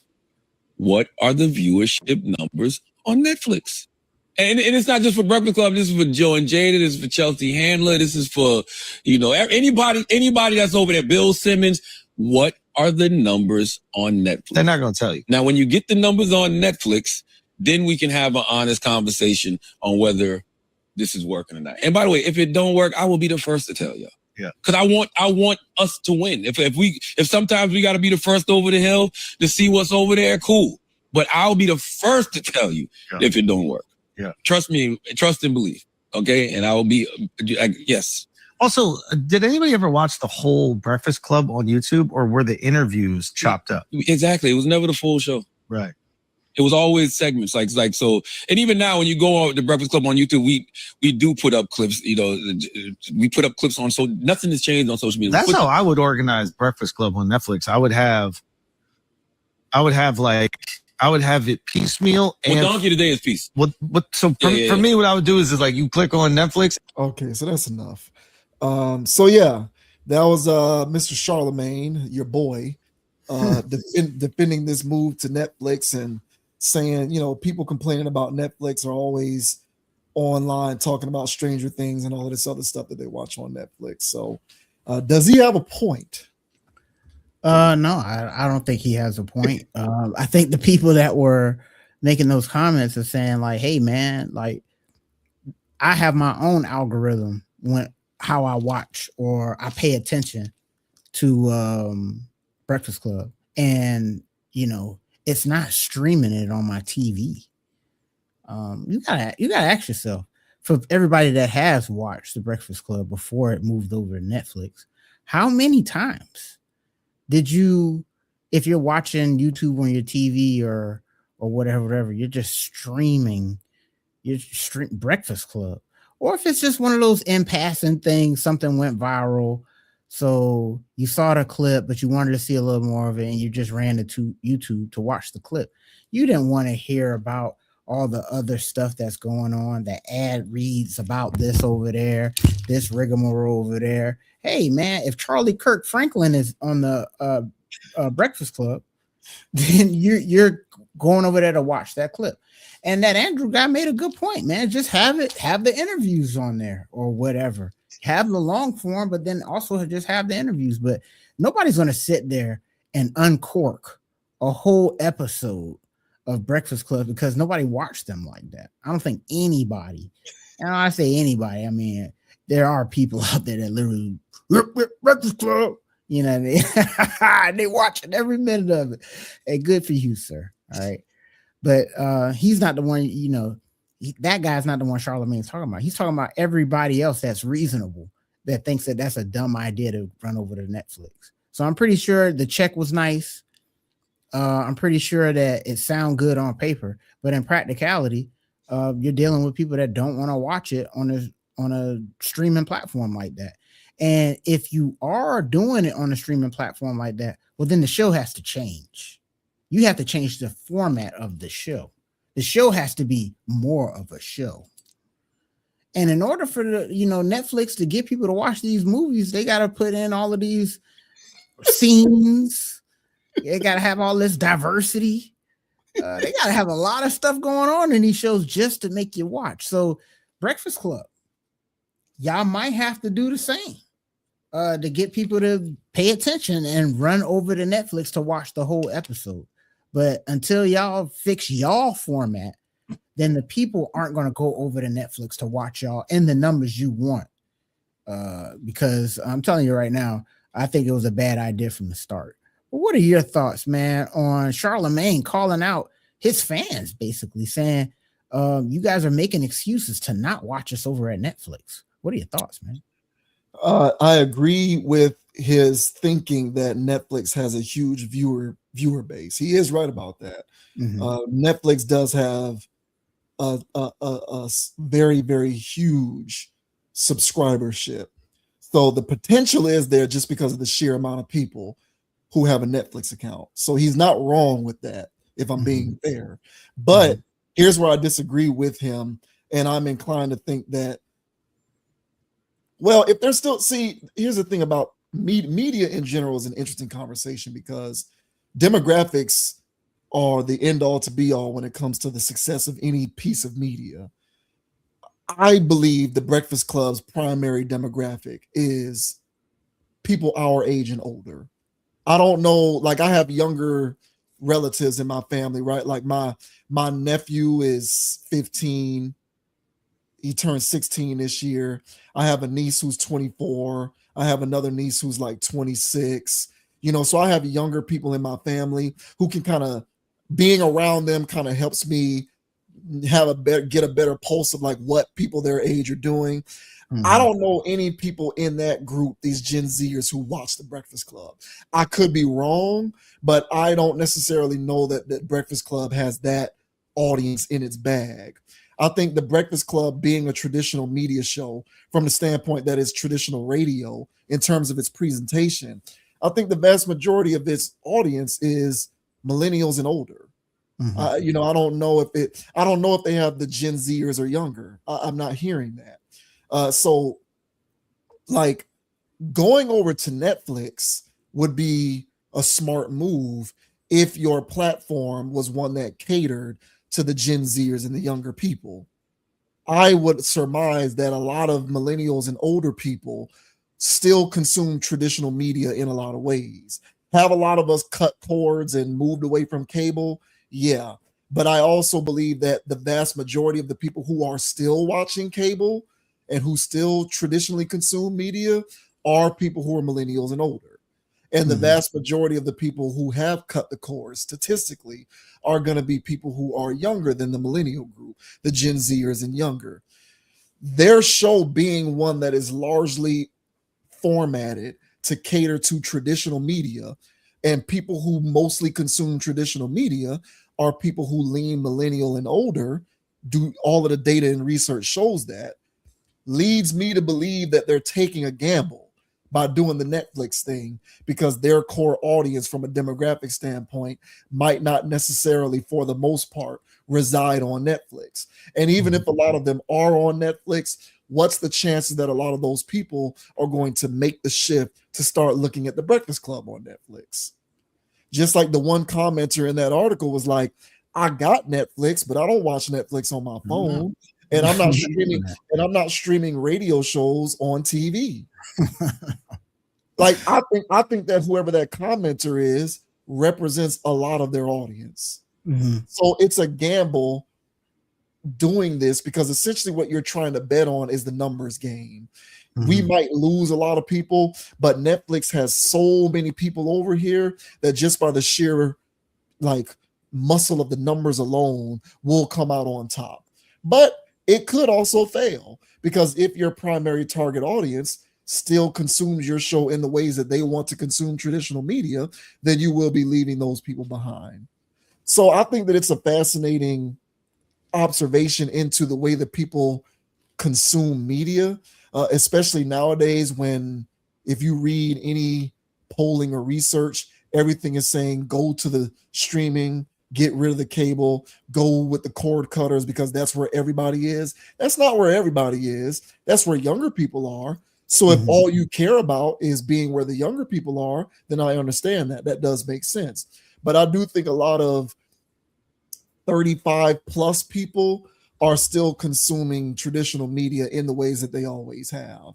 So they're running the risk of leaving those people behind. And I do think that it's a gamble. So it may pay off, but it may not. But to suggest that it's hypocritical to me, I don't necessarily agree with that line of thinking because, yeah, most people do consume TV shows via streaming because that's just a thing that people have adopted.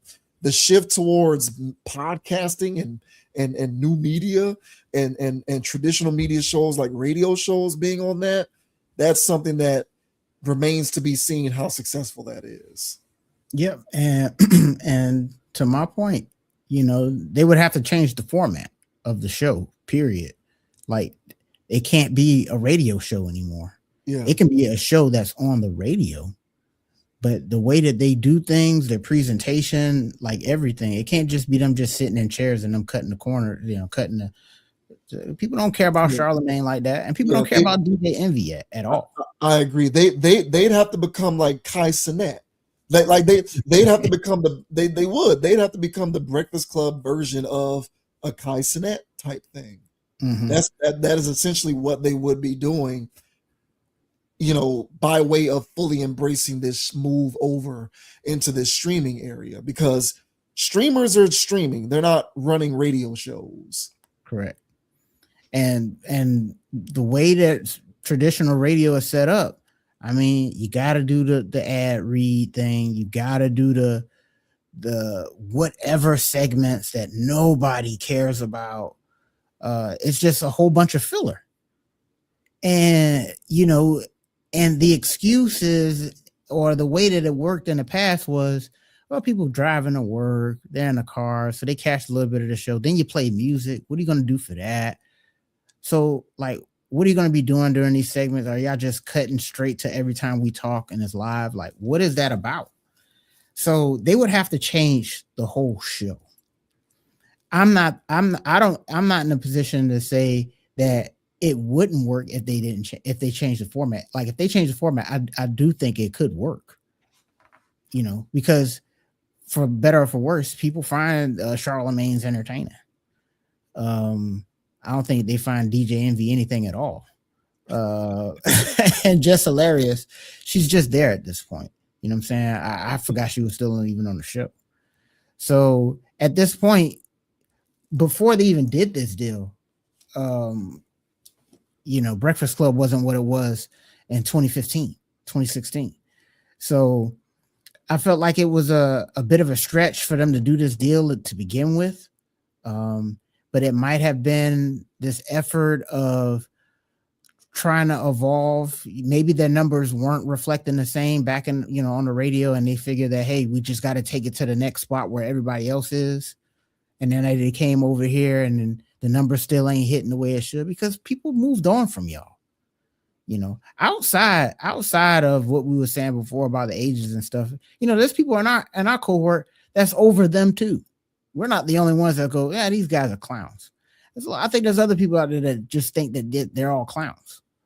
So, yeah, I just think that this is not going to work out well for them. I think this is going to fall flat on their face for all the reasons that you mentioned. I didn't even think about the generational gap, but that's there. And again, just a form of media. I don't want to watch radio on TV. People used to watch Howard Stern. You know why people watch Howard Stern on TV? Because he had boobies and debauchery on there. Exactly. He was bringing out the itches, and they all was boobed out. You know what I'm saying? And they had the breast augmentations on there, asking them what size cup they are. They spinning around doing a show. They have actual comedians in there making jokes. All right. They had the whole side bit thing going on, but it was mainly centered around debauchery and sex. Yes. And so that's why people would watch a radio show. Nobody's watching Just Hilarious. And because nobody watched Howard Stern. They were watching for when it's about to get racy. So are y'all willing to take it there? Breakfast Club? Because I would think that would be the only way that they can actually get people to start watching on Netflix. You know, I'm giving them a little bit too many hints here. But you can't sell regular radio and watch it as TV. It's bogus. That belongs on YouTube. So, yeah. I agree, man. Yeah, they do. They would have to change the format. I think they would have to go full board with essentially, you know, they'd have to go full on Kai Cenat, Plaque Boy Max, but the Breakfast Club version. And then at that point, I do think that they would be able to persevere, because at that point, you're making the type of programming that people statistically who largely go to those places to consume media go to consume it, the type of media that they go to consume. But just a regular radio show and you're transitioning over into streaming, I think you're gonna lose a lot of people. Like, you know, I consume, you know, my fair share of sports content. And I can remember my favorite radio show back in the day used to be the Dan Le Batard show. Shouts out to Dan Le Batard, you know, Miami and all of that good stuff. Yeah. And, you know, I watched it a lot religiously when it was on ESPN because it was there and it was easy. Once they cut ties with ESPN and moved over into their own and started doing their own thing and creating their own podcasting channel and uploaded all their stuff to YouTube, I might catch it from time to time if I happen to see it, but my viewing of that show has drastically declined. Because when it comes to radio shows, I still consume it in the traditional sense. Like, I'm not hopping over to streaming to watch radio shows. So, and I think that that's a lot of people. You know, I'm not trying to speak for everybody, but I do think that that's like the viewing behavior of a lot of people when it comes to that kind of programming. And I think comparing it to Stranger Things is apples to oranges, because people go to stream Stranger Things. It's a TV show. You can binge it. You can watch 4 or 5 episodes at a time. It's, you know, it's dramatic. It's whatever. It's entertaining in that way. I don't think people consume radio shows in the same manner. So I feel like that's an apples to oranges comparison, even though he's doing it to try to justify the numbers angle. So I get where he's coming from, but I don't know. We'll see. It's going to be interesting. I might be paying attention to see how well it does, but they are still, they're still a radio show. And so at the heart of it, I agree with you 100%. If they are going to survive by making the shift into streaming, I think they're going to have to fundamentally change the way that the show operates. And they're going to have to start doing more of the, you know, racy, you know, borderline suggestive, provocative Club Shay Shay type stuff. You know, if they want to be able to make it over there in that lane. Yeah. Hey, just bring over the BBLs. You know, have a Magic City Monday in there. Y'all gonna have to get real creative, and the people gonna start watching. But until then, guys, continue to watch your numbers plummet, because that's what's gonna happen unless you change your format. Yeah. Crazy. Oh, good old Breakfast Club. You all right though? It is certainly not 2015 anymore. That's for sure. Yeah, it's a great time to be alive, man.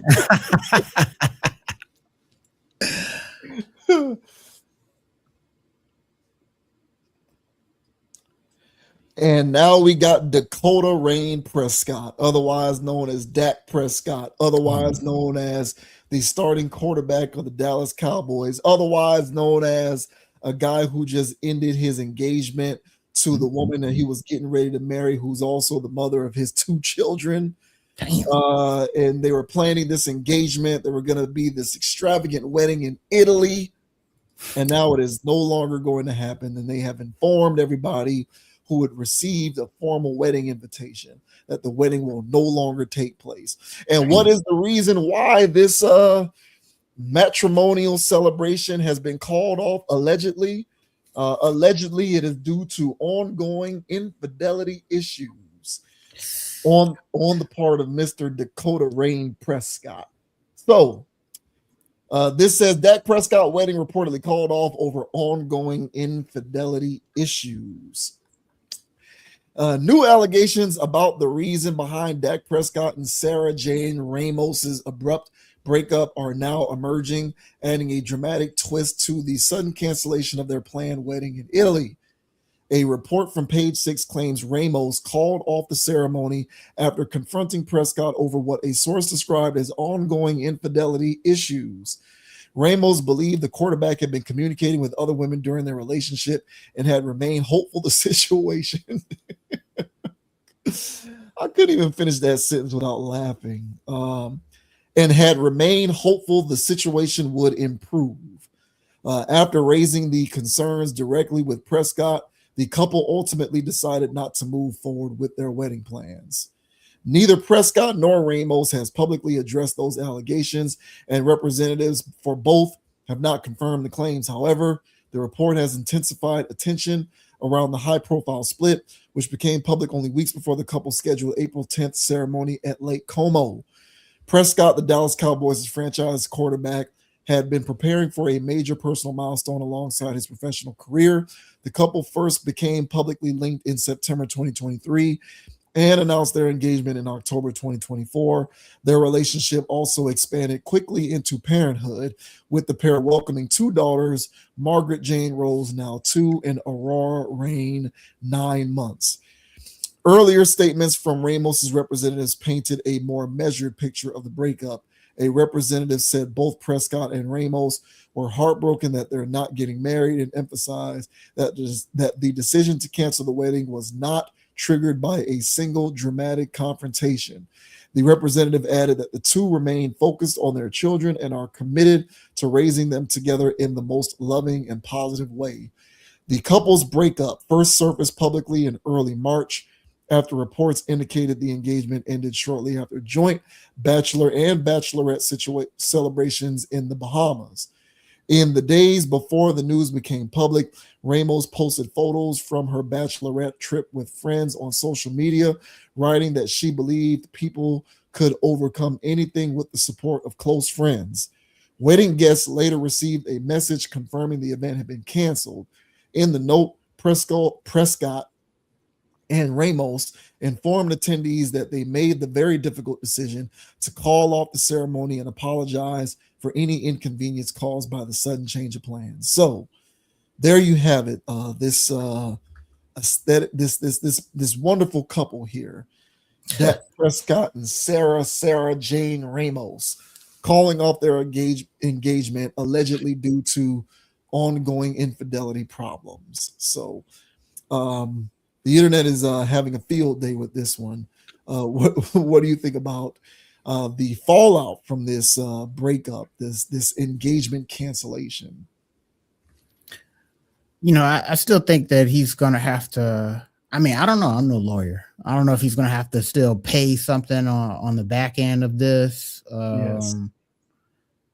So he's still going to have to come up off of something, but I still don't think it'll be as much as it would have been had he gotten married and went through the whole horse and pony show, you know, her dragging us out for 12 months or something, and then hollering about irreconcilables and how he's been cheating this entire time throughout the entire engagement, all the way up until this point. It's like, okay. So if you had all of this evidence leading up to all of this stuff, because that's what she was doing, man. She was compiling a case against this guy. And she was going to have the ultimate cash out. So I think this is the best way that could have happened for Dak.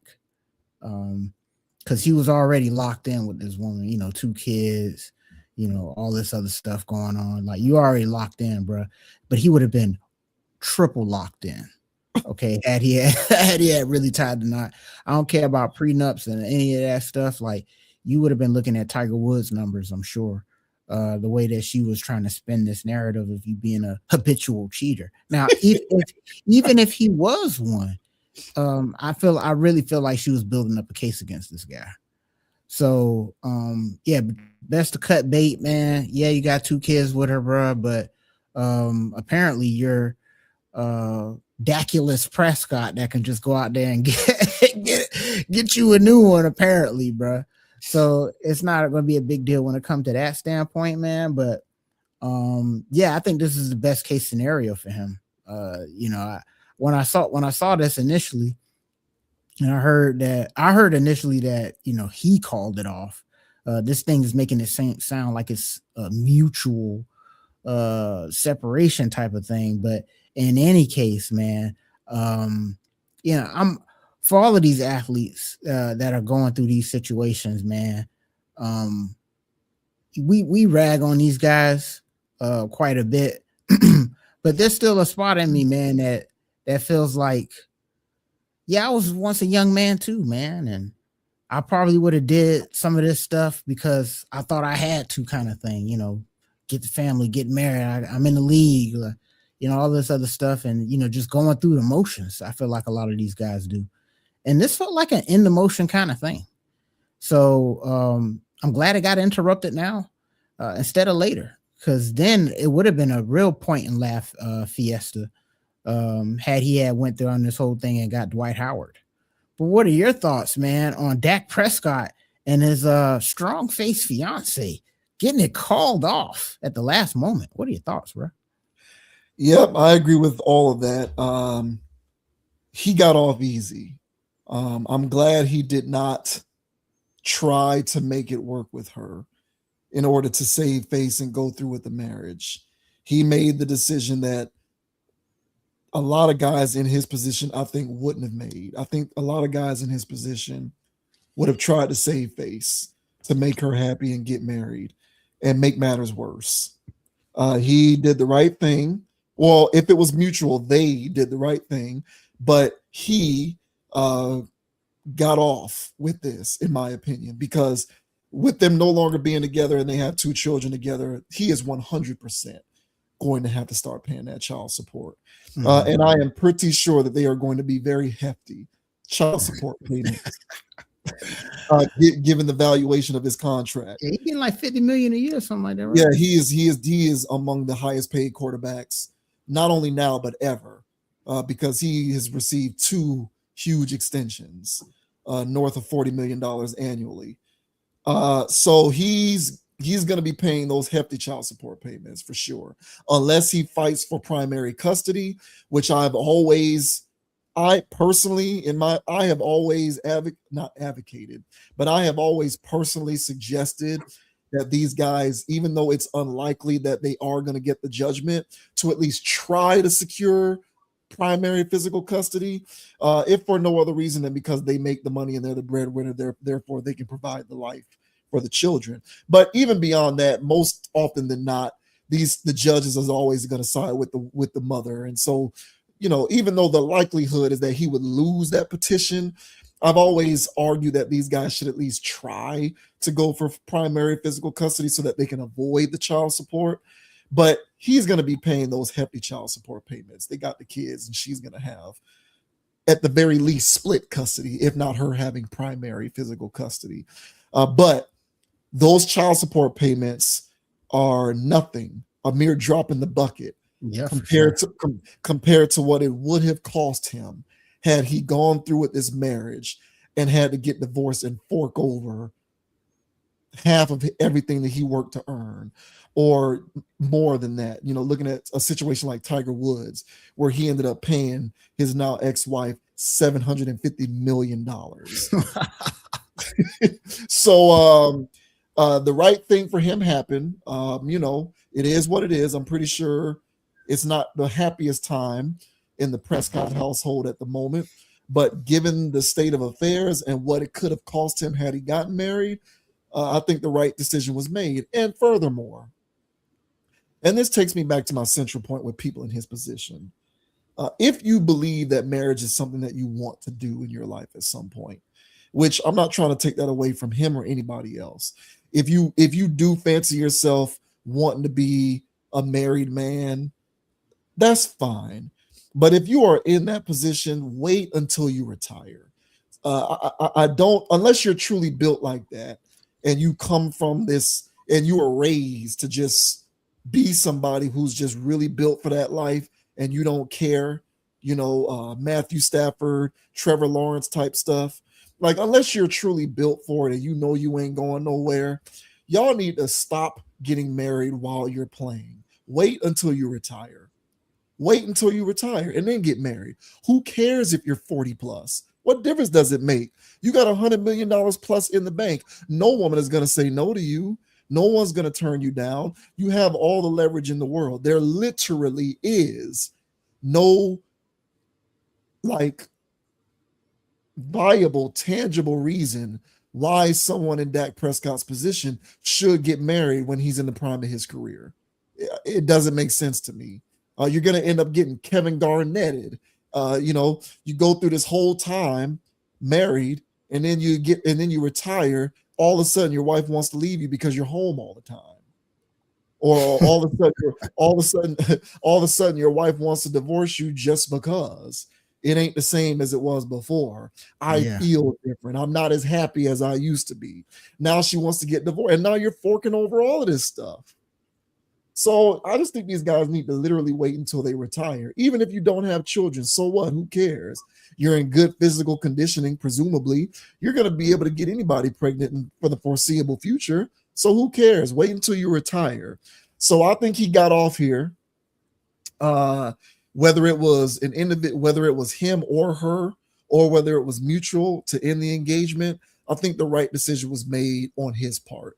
Now, I think she lost out by not going through with the marriage because, you know, the terms of a separation or a divorce would have definitely been favorable to her. But she's still going to be fine. She's going to be raking in however many hundreds of thousands of dollars per month in child support. So she'll be fine. And, you know, her being the football baby mama of Dak Prescott, there's going to be some other quote unquote high value dude who makes a lot of money, who's willing to pick up that and wife her up and continue on with that. So she'll be fine. And he'll of course be fine. But I do think that he got off here because what he's going to have to experience now pales in comparison to what he would have dealt with had he gone through with the marriage and gotten divorced. Just wait. Y'all need to wait until y'all retire. Just wait until retirement. It's simple. You don't need to go through with this marriage stuff. No woman is going to turn you down while you're actively playing because you don't want to get married. No woman's going to say no to any of your terms. So why cede that leverage by risking all of this in getting married when you're in the prime of your career? It doesn't make sense. Just wait until you retire. And one last thing that I'll say is I would even suggest that this is something that men who aren't even in professional sports, but maybe you're in the peak of your career and you're earning a ton of money and you're doing well in life. Even if you're not a professional athlete, you can still transfer that mentality to those areas as well. And you're doing your thing. Wait until that stuff slows down before you get married. Hell, these women are following that blueprint. These career-oriented women are following that rubric where they're saying, I don't need to settle down or get married because my career comes first. So just follow what they're doing and just wait until you retire. But don't cede your leverage because that's how you end up forking over half of everything that you work to earn. Yeah, man. This guy makes it says average annual value. So I'm sure they adjusted for signing bonuses and stuff like that, but it's $60 million a year, bro. Yeah. That is outrageous. And just like you said, man, like, yeah, he gonna be paying that money in child support or whatever, bro. But I mean, 1 year, I mean, not even a percentage. I mean, just a percentage of one of your years into some type of fund, and that pays her off into perpetuity, man. You know what I'm saying? That just keeps paying her. So you're not actively paying her anymore, you know, with just 1 year of your salary. But just imagine, man. Just imagine that the whole value of the contract was $240 million. So just imagine if she got half of that. So yeah, just do them. That's quick math. That's some. I don't know if that was one of his advisors, people in his corner, or something saying, "Hey, look, man, this ain't it. This is not it." And I know for a 100% fact, if he's been a chronic cheater, she's been keeping receipts this entire time. And she was going to let him keep do it. He was going to keep being able to do it after marriage, just so more receipts can pile up. So, yeah, he was going to be ultimately screwed big time. So, yeah, man, for these guys, it's a gift and a curse having that much money, dude. I mean, because who don't want that much money? But then at that point, you know, if you're dealing with somebody you ain't come out the mud with, bro, they looking to take half of that, at least half of that. And the only thing they did was give up box. They did nothing else. They just gave up box, and the mouth wasn't even all of that. And you still gave up hundreds of millions of dollars. No, man, that is an insane proposition. So yeah, that is not an enviable situation those guys are in, because then at that point, what are you telling them to do? The Cam Newton route, just have baby mamas on, just have a slew of baby mamas. Right. You know what I'm saying? Is that the solution? Is it to not have kids at all until you retire? Like, what do you know? It's a wild spot. I think it is, honestly. Like, I think that's the smart, more practical thing to do in order to really protect yourself to the greatest degree. Like, I agree with you. Like, it's hard unless this is somebody that you knew, unless, to quote the song, unless she was in the gym shooting with you, unless she was passing you the ball and y'all was working on the shot together, things can go left, man. So yeah, I kind of feel like it boils down, especially him, $80 million signing bonus, $231 million guaranteed. Like, when you are in that stratosphere, I think it pays literally pays to make the decision to just say, I'm not going to have children or get married until I retire. I know that sounds like a crazy prospect, but yes, I mean, I think at this point, people are living longer these days anyway. He's a professional athlete. He's been doing this since he was, the age of his body juxtaposed to the age of probably the general population is maybe several years younger because of his conditioning, due to the fact that he's a pro athlete, you would think. I mean, I know he's had a few injuries throughout his career, but just generally speaking, in terms of like the age and general status of like his body and all of that, I'll take all of that into account. I'm thinking about all of that. So let's say you retire let's say he retires in his late 30s. Bro, your life is just starting. You still have more money than God, and you still physically, you know what I'm saying? You got more money than God, and you're still physically upright. So yeah, I kind of feel like unless you're built for this, wait for all of it, marriage and children, just wait. Yeah, you'll be a 40-year-old dad. So what? So what? It is what it is. Like, who you listening to that tells you there's something wrong with that? Better to be in that situation than to be paying $200 million to somebody who doesn't deserve it and just bore your children. but you earned all of that through your hard work.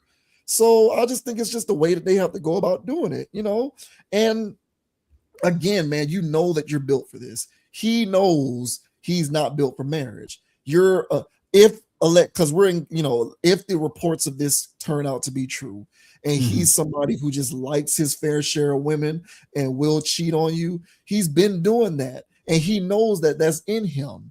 So he knows he has no business getting married. Yeah, he should not be getting married. Yeah, if you're on your Tiger Woods, then don't get married. Right, like he knows he has no business getting married anyway. So why do it? Why?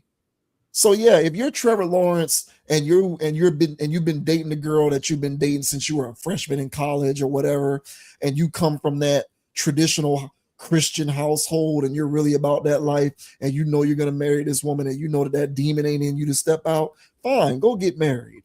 And same with some, because there are guys who are like that. But then there's Dak Prescott, and there's Zion, and there's you know what I'm saying? And there's James Harden, and there's Tyreek Hill, and there's Antonio. Like, why are y'all getting married? For what? Why?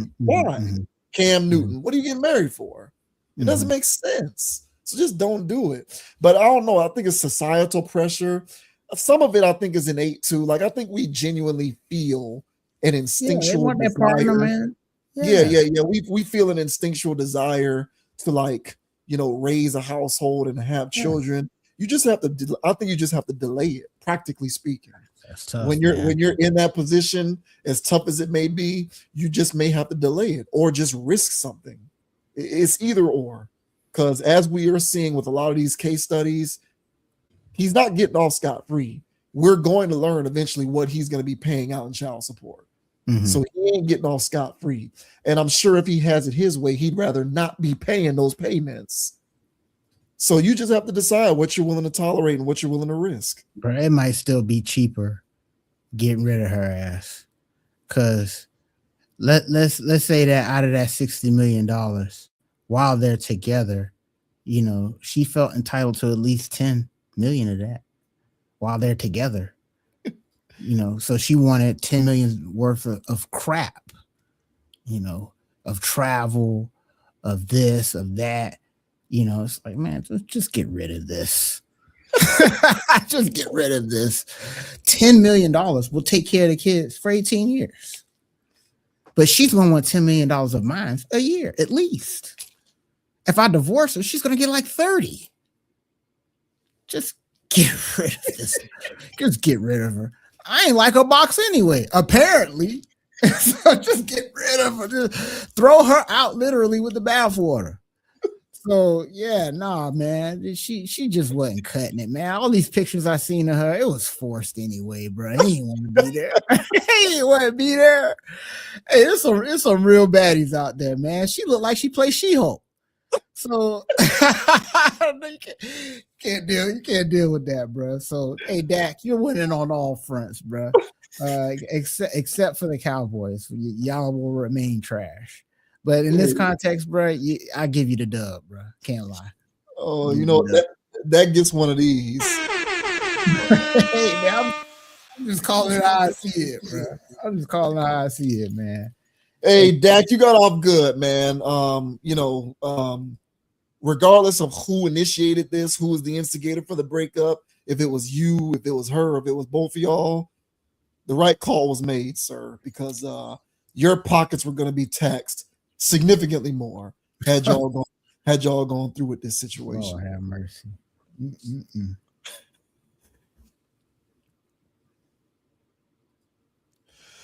We last get into an interesting news story about the potential dangers of hair extensions and braids and other forms of beautification that are typically targeted towards Black women. Apparently, there are studies being done that are showing the potential health ramifications of these things. So no article to read here, but we do have some video. So let's play this video and then we'll talk about it on the back end. In these products that are associated with cancer, reproductive harm, and also birth defects. A style often deemed as protective for Black women is now under scrutiny as 2 new studies warn of health risks in hair extensions. Consumer Reports revealing new findings that human, synthetic, and plant-based hair extensions from 30 brands have volatile organic compounds or heavy metals like lead. Human hair by far had the most lead that we've ever seen in testing these products, orders of magnitude above synthetic hairs. The study looked at 3 samples of each brand, and there were some exceptions. One product with no heavy metals, another with low heavy metals. So that tells us that these manufacturers can make a safer product. Nearly a year ago, we spoke with medical student Crystal Thomas, whose commentary on braiding hair led to Consumer Reports' first analysis. I noticed my hair was itching and it was just difficult to breathe overall. Now, research is expanding. The Silent Spring Institute, a scientific research nonprofit, testing 43 hair extension products. The hair containing 169 chemicals, including flame retardants and pesticides. We found that all but 2 of the products that we looked at contained at least one of those hazard chemicals. What substances most alarmed you and why? The compounds that most alarmed me from this study were the organotin compounds. Those are compounds that are typically not found in consumer products. We know that they're associated with endocrine disruption in humans as well as cancer. While both studies had small sample sizes, calls for more research and regulation are growing, with New York and New Jersey introducing legislation to regulate or ban synthetic braiding hair in 2025. The Safer Beauty Bill package also reintroduced in the House last year. There needs to be more efforts to uncover some of the products and their risks. We found chemicals. Safer Beauty Bill. That's a mouthful. Yeah, it's crazy, bro. Safer Beauty Bill. Yeah, man, this is interesting stuff, man. What do you think? You know, it makes sense. It makes sense. What surprised me was the lead. Was the lead in human hair. I would have figured that human hair would have been the safer route to go. But it's in all of it apparently. So it makes sense because you know, women in my family, a lot of homegirls and stuff like that in school and college and jobs, you know, there was always this constant thing going on with the hair. And so it was always damaged. They would always blame, you know, scalp issues and stuff like that with heating up their head and heating up their hair, which has its damaging effects too. But now we can also lump in not just the perms, because we all know about that, but also the extensions. But when you smell that stuff, bro, honestly, that stuff stank, bro. It has a chemically smell to it. Now the witchamajig hair, the human hair, I can't say what I you know anything about that, but the synthetic stuff for sure had a synthetic smell to it. And you know, you would kind of have to just kind of get used to it. You know, it's just a smell of she just got her hair done. So it would just, all right, well, that's her hair. She just got it done, duh. Yeah. But it was a chemically smell. And so it makes sense that all of these things that got all these chemicals in it. So to me, honestly, it's I was surprised when I first saw it, but then on the back end, it's like, well, it kind of makes sense. I can see that happening. And the stores that they sell them in, they all have the same smell in it. You know, I thought that was just how processed hair smells, and it is, but because they're chemically apparently.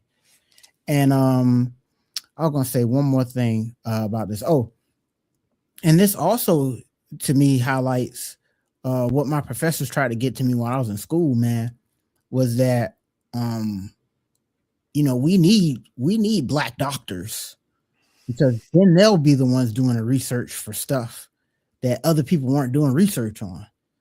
And, you know, apparently this all got kicked off because, you know, a doctor was having problem with her hair and she wanted to look into it, and then she found out all these damn chemicals.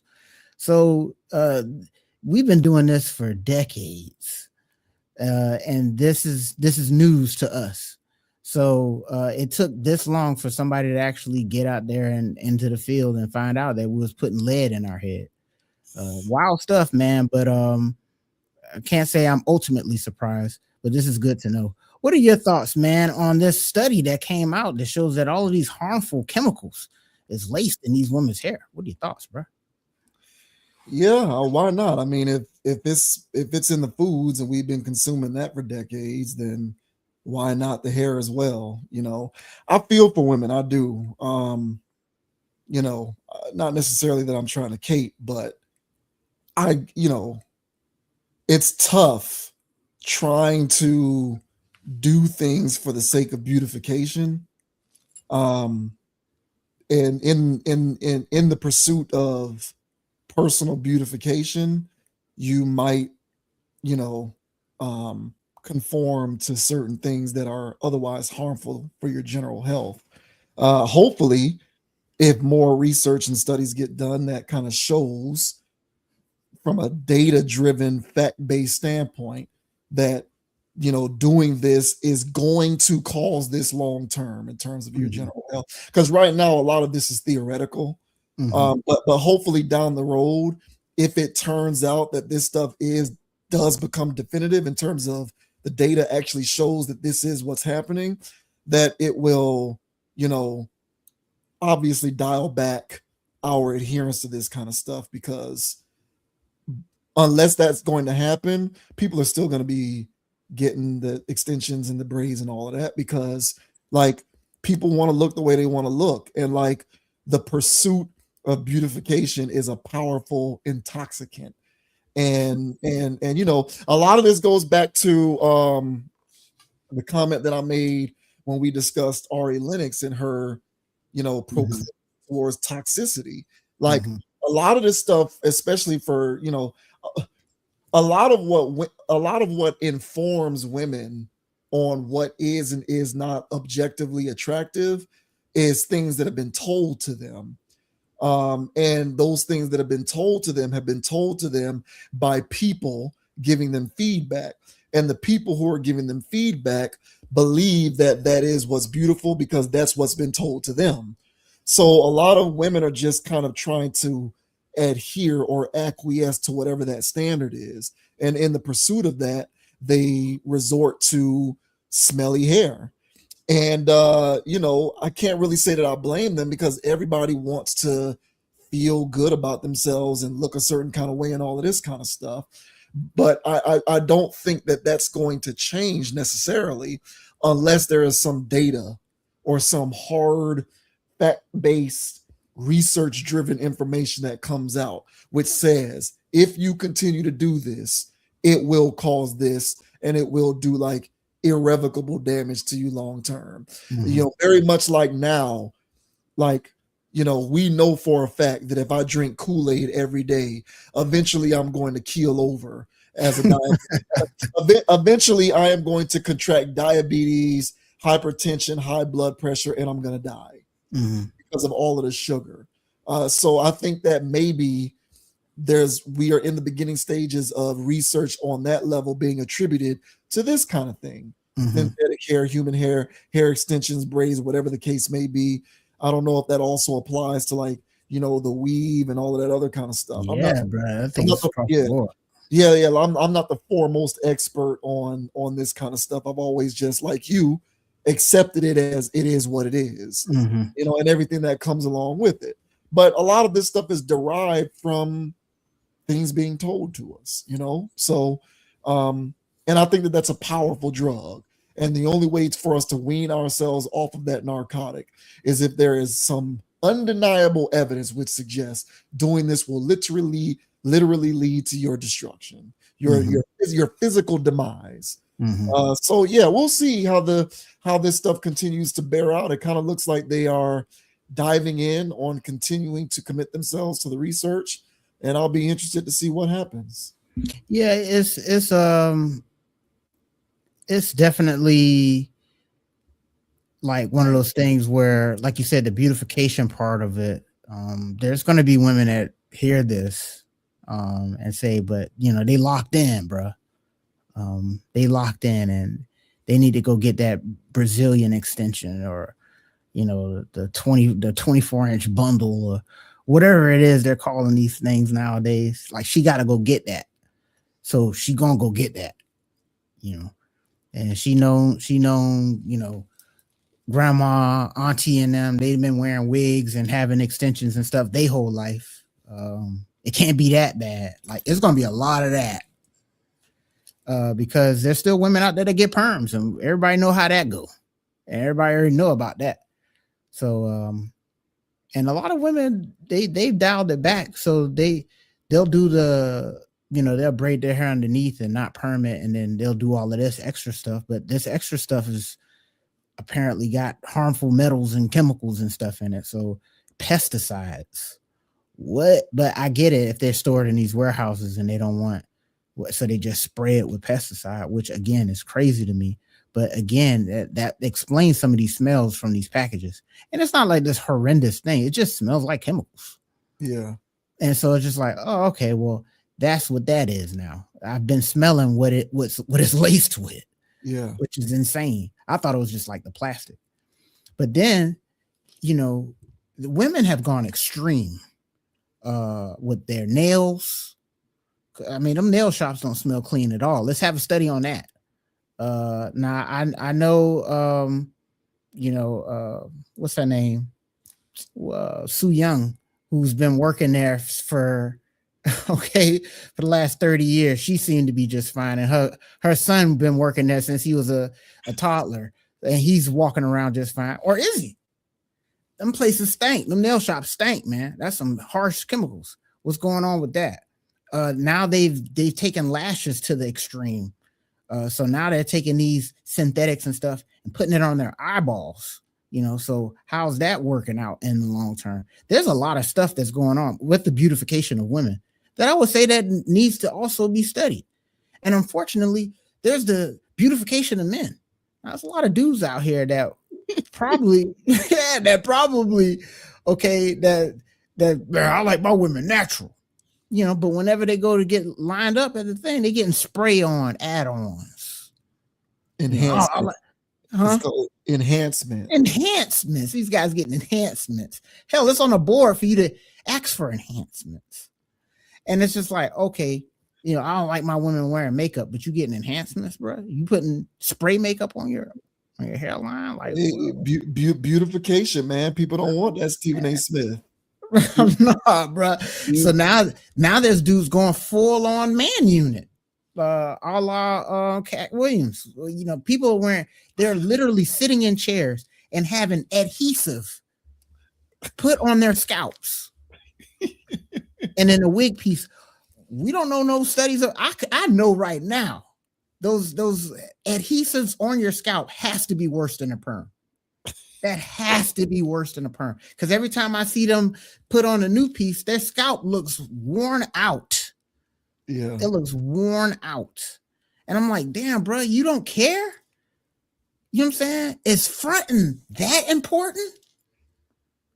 So at what point is people going to be like, hey, man, I'm done capping in life. My hair ain't like this. So let me wear it natural.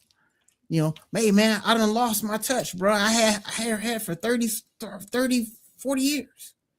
Now I finally got to give it up, bro. But the beautification also goes with, as you mentioned, with the Joneses, because there was always a getting along, trying to keep up with the Joneses before. I mean, that term was out before I was even born.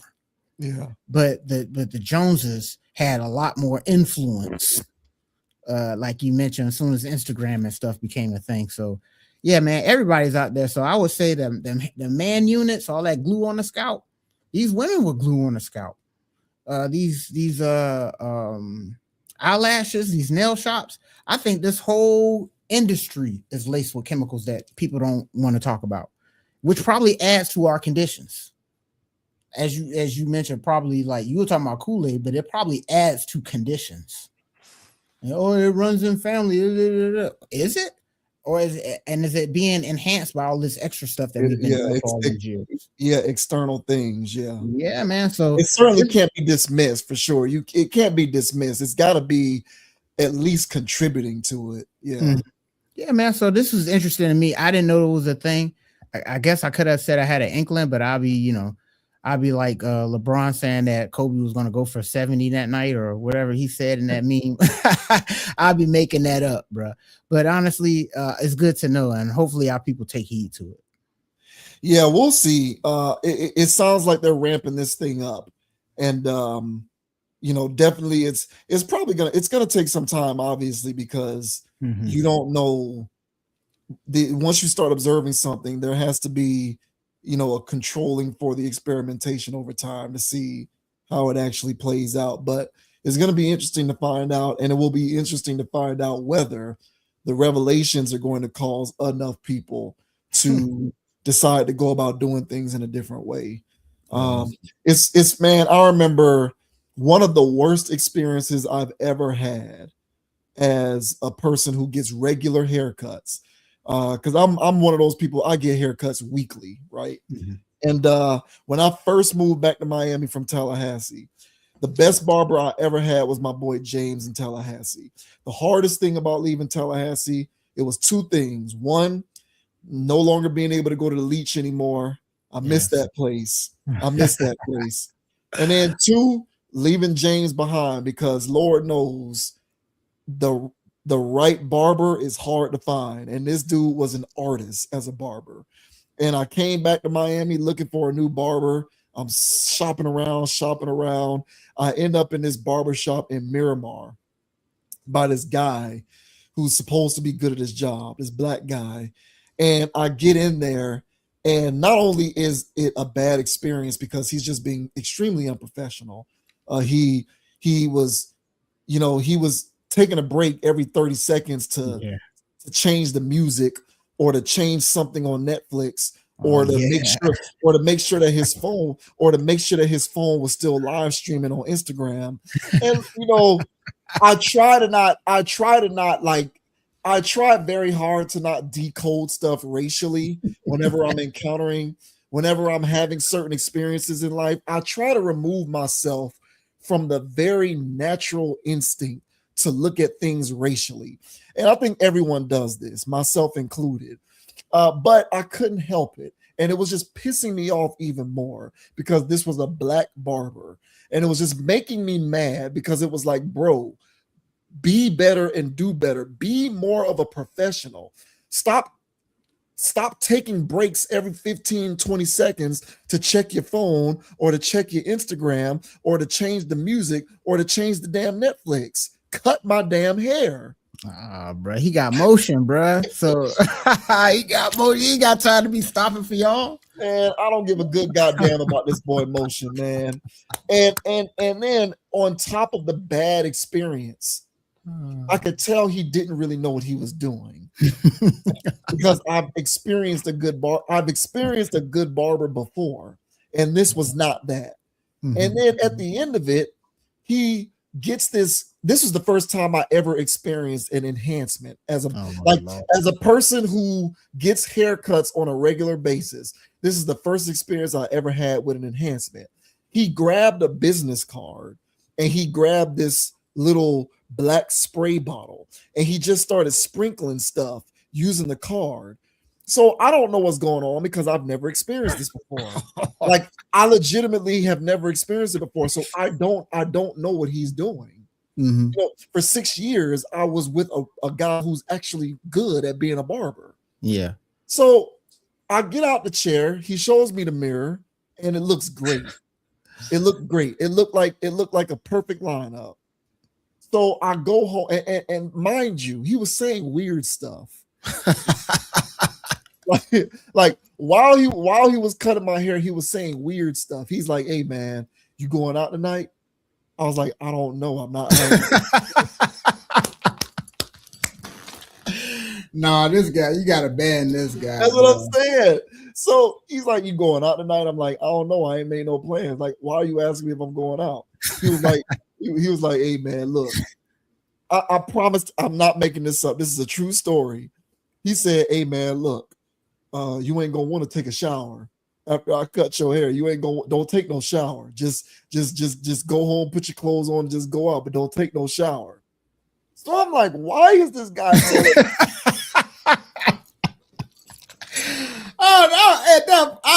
I'm with you, bro. Because I wouldn't even ask him why you telling me that. Bro. I would have like, brother, just get me out the chair, dog. Just get me out the chair, dog. So he's like, I'm like, why is this guy telling me not to take a shower? So I go home and I'll take a shower because that's what civilized people do. so I take a shower, right? And I'm looking down and I'm seeing black stuff. No way. Fall into the water. So I get out of the shower and I look in the mirror. My tape is all jacked up. There's patches and holes all in my tape line. The front of my hair is like shallow, like he cut it too deep. But the rest of the hair has the texture and the thickness. But the front part, the tape part, was just like thin, like he went in too heavy on the tape. And it looked like I didn't get it. It looked like my length was cut down, but it looked like I had no line up. And I'm like, this is the worst. Like, he's horrible at his job. Yes. Got all of these Instagram videos and all of this stuff on his page, posing like he knows what he's doing. He's the worst barber I've ever had in my life. And that is not a barber. So if you're doing that kind of stuff, and if you're somebody out here getting these haircuts, I'm telling you right now, if you're out here getting these haircuts as a man and you're getting these enhancements on a weekly basis, number one, you're killing yourself. And number two, you're dealing with somebody who's not good at their job. Yeah. Because a real barber who's an artist and knows how to cut for real does not need that thing. Doesn't need it. Unless you just truly have a bad grade of hair. And I would argue that the best barbers, the barbers who really take their craft seriously, know how to work best with what you got. Yeah, I agree. They do. I've been through this, bro. You can't tell me nothing. I had a great barber for 6 years. You're not going to convince me that what that kid did that day is normal. That's hilarious, bro. You're not, bro. So I just wanted to put that out there because who knows? It triggered that memory in my mind from what you said about dudes getting these man units and stuff. And like, who knows what the ramifications of your personal health situation are if you're getting enhancements sprayed in your hair for 20, 30 years. Yeah. So who knows? So we're going to find out how this stuff goes, man. But you bring up a good point. It's not just women, and it just speaks to the general lack of people who take pride in what they do and who take what they do seriously and want to be well and just want to do good at whatever it is that they do, want to be proficient and take pride in their craft. Don't be these lazy trash barbers who get that stupid thing and spray that crap in your hair and make you believe that they're actually good at cutting because they're not. It's especially how much haircuts cost nowadays, bro. $40 each cut. I'm not paying you to mess up and then enhance me back to, and then I can't take a bath. I'm supposed to walk around like this for at least a week. Give me a break, bro. Like, what if you did go out? And what if it started raining? You know what I'm saying? Now you leaking enhancement like you leaking mascara. Not female trying to figure out what you got going on. Oh, this is an enhancement, dude. Yeah. Nah, I ain't no enhancement, dude. I just went to this guy in Miramar and he was highly recommended. Nobody want to hear that. Yeah, talking about your shop. You work out of a shop called A1 Cuts, bro. Your cuts ain't A1. I shopped around for a little longer. I eventually found this fat Cuban who was good enough. But then I found another guy who I'm currently going to, this Dominican guy, and he's like my guy in Tallahassee. He's like that. And so I'm living with that, and it's just, it is what it is, man. But no, yeah, I feel you on that stuff, bro. And, that is not what you're receiving is not quality hair cutting, in my opinion. And who knows what that's going to do to your hair and your scalp and your skin after years and years of getting that done every single time you go get a haircut. I think it's a disgrace in the barber game. Personally, bro, I could be wrong. You know what I'm saying? Because I never had the benefit of finding the right barber, so I just had to do everything myself. You know what I'm saying? But even then, man, it's a situation, bro, where when I started seeing all these Instagram barbers and stuff, and they're showing the enhancements as if it's part of Like it's part of their routine. Yes. And there's so many people in the comment section, oh, that's fire. That's fire. These aren't bots. These are real people. And they think that's damn. Oh man, you can killing them out there. What? So man. Nah, I ain't gonna lie. You know what I'm saying? Some people got hair where, you know, it's a little flat over here. You know what I'm saying? So you might need a little enhancement to enrich that corner over there. But like you said, bro, the right barber knows how to handle those kind of contexts. So, you know, we went on a little tangent there, man, but it applies to men, man. So, yeah, man, y'all just stay safe out there and just be mindful of these chemicals, bro. Like it's been ever since we were young people, man, and we got introduced into these hair products and how to do all of this stuff. That was just a day and age, man, where people just didn't know nothing. There's a lot of information out there nowadays, and there's a lot of stuff that was just regular part of the course stuff that's actually been harming us all these years. So I don't think this is a light thing, man. I think that we just need to start paying more attention to our health, our hair, and our healthcare through that. So yeah, y'all stay safe, man. Y'all stay safe. Yeah, stay safe, man. And all y'all barbers out there who use, like, y'all barbers out there, if you use it here or there to, like you said, to cover this little thing up or whatever, even though I still don't agree with it, I understand that. But it's too many of y'all barbers out there who genuinely use these enhancements as like your regular routine. Like it's a regular part of how you cut hair. And y'all need to go find a new line of work. Hey, man, if there's any barbers here, just make sure you guys hit the like and share. So all your buddies know to not be spraying all that enhancement in there. So, no, I'm just joking, man. Y'all just take it easy out there, man. Don't go crazy. Yeah. All right, y'all. We are out of here, man. Another stream in the books. Thanks to everybody for checking us out. If this is your first time checking us out, go ahead and subscribe to the channel. Hit that like button, leave a comment. Let us know where you think we went right or wrong with the commentary in this or any other video, because we are not always right. We're also not always wrong. But at the end of the day, we're just trying to stimulate interesting conversation. Download the podcast, Amazon Music, Spotify, and Apple Podcasts. Check us out on Instagram at Conapproach, CONAPPROACH. Check me out on Instagram at JVWins. JVWINS. And until next time, as I always like to say, don't be a group thinker. Have a mind of your own. Think for yourself. And even though the Heat lost to the Charlotte Hornets by 30 points tonight, I still will say we'll catch you on the flip side. Thank you for watching. And the name is Dogon SS. And you can find me on Instagram at Dogon_SS, on YouTube, DraftKings, MySpace, Meta, Facebook, Twitter, X. Hey, if there's a social media platform, Dogon_SS is also out there. Make sure you guys like, subscribe, and follow, and all that good jazz. And as I say every week, guys, we greatly appreciate you all for liking the video. All right, consciously leaving comments, sharing, and also hitting that bell notification so y'all know whenever we go live, or whenever we drop a video, because honestly, bro, we be doing this every week. So come out and join us. And yeah, man, so we can all learn together, y'all. And as I say, also, guys, don't be too high, don't be too low. Keep it calm, keep it chill, keep it player. And don't let anybody get you off your pivot. So until the next week, ladies and gentlemen, still got more rings with Robert Horry. We'll catch y'all in the next episode. That's right, folks. Thank you very much for watching. Thank you very much for the support. It means the world to us. We do this all for the love. Until next week, until our next video, until the next stream, until next time. Thank you very much. We'll see you later. Peace. Peace. Go, Cards. Hey, man.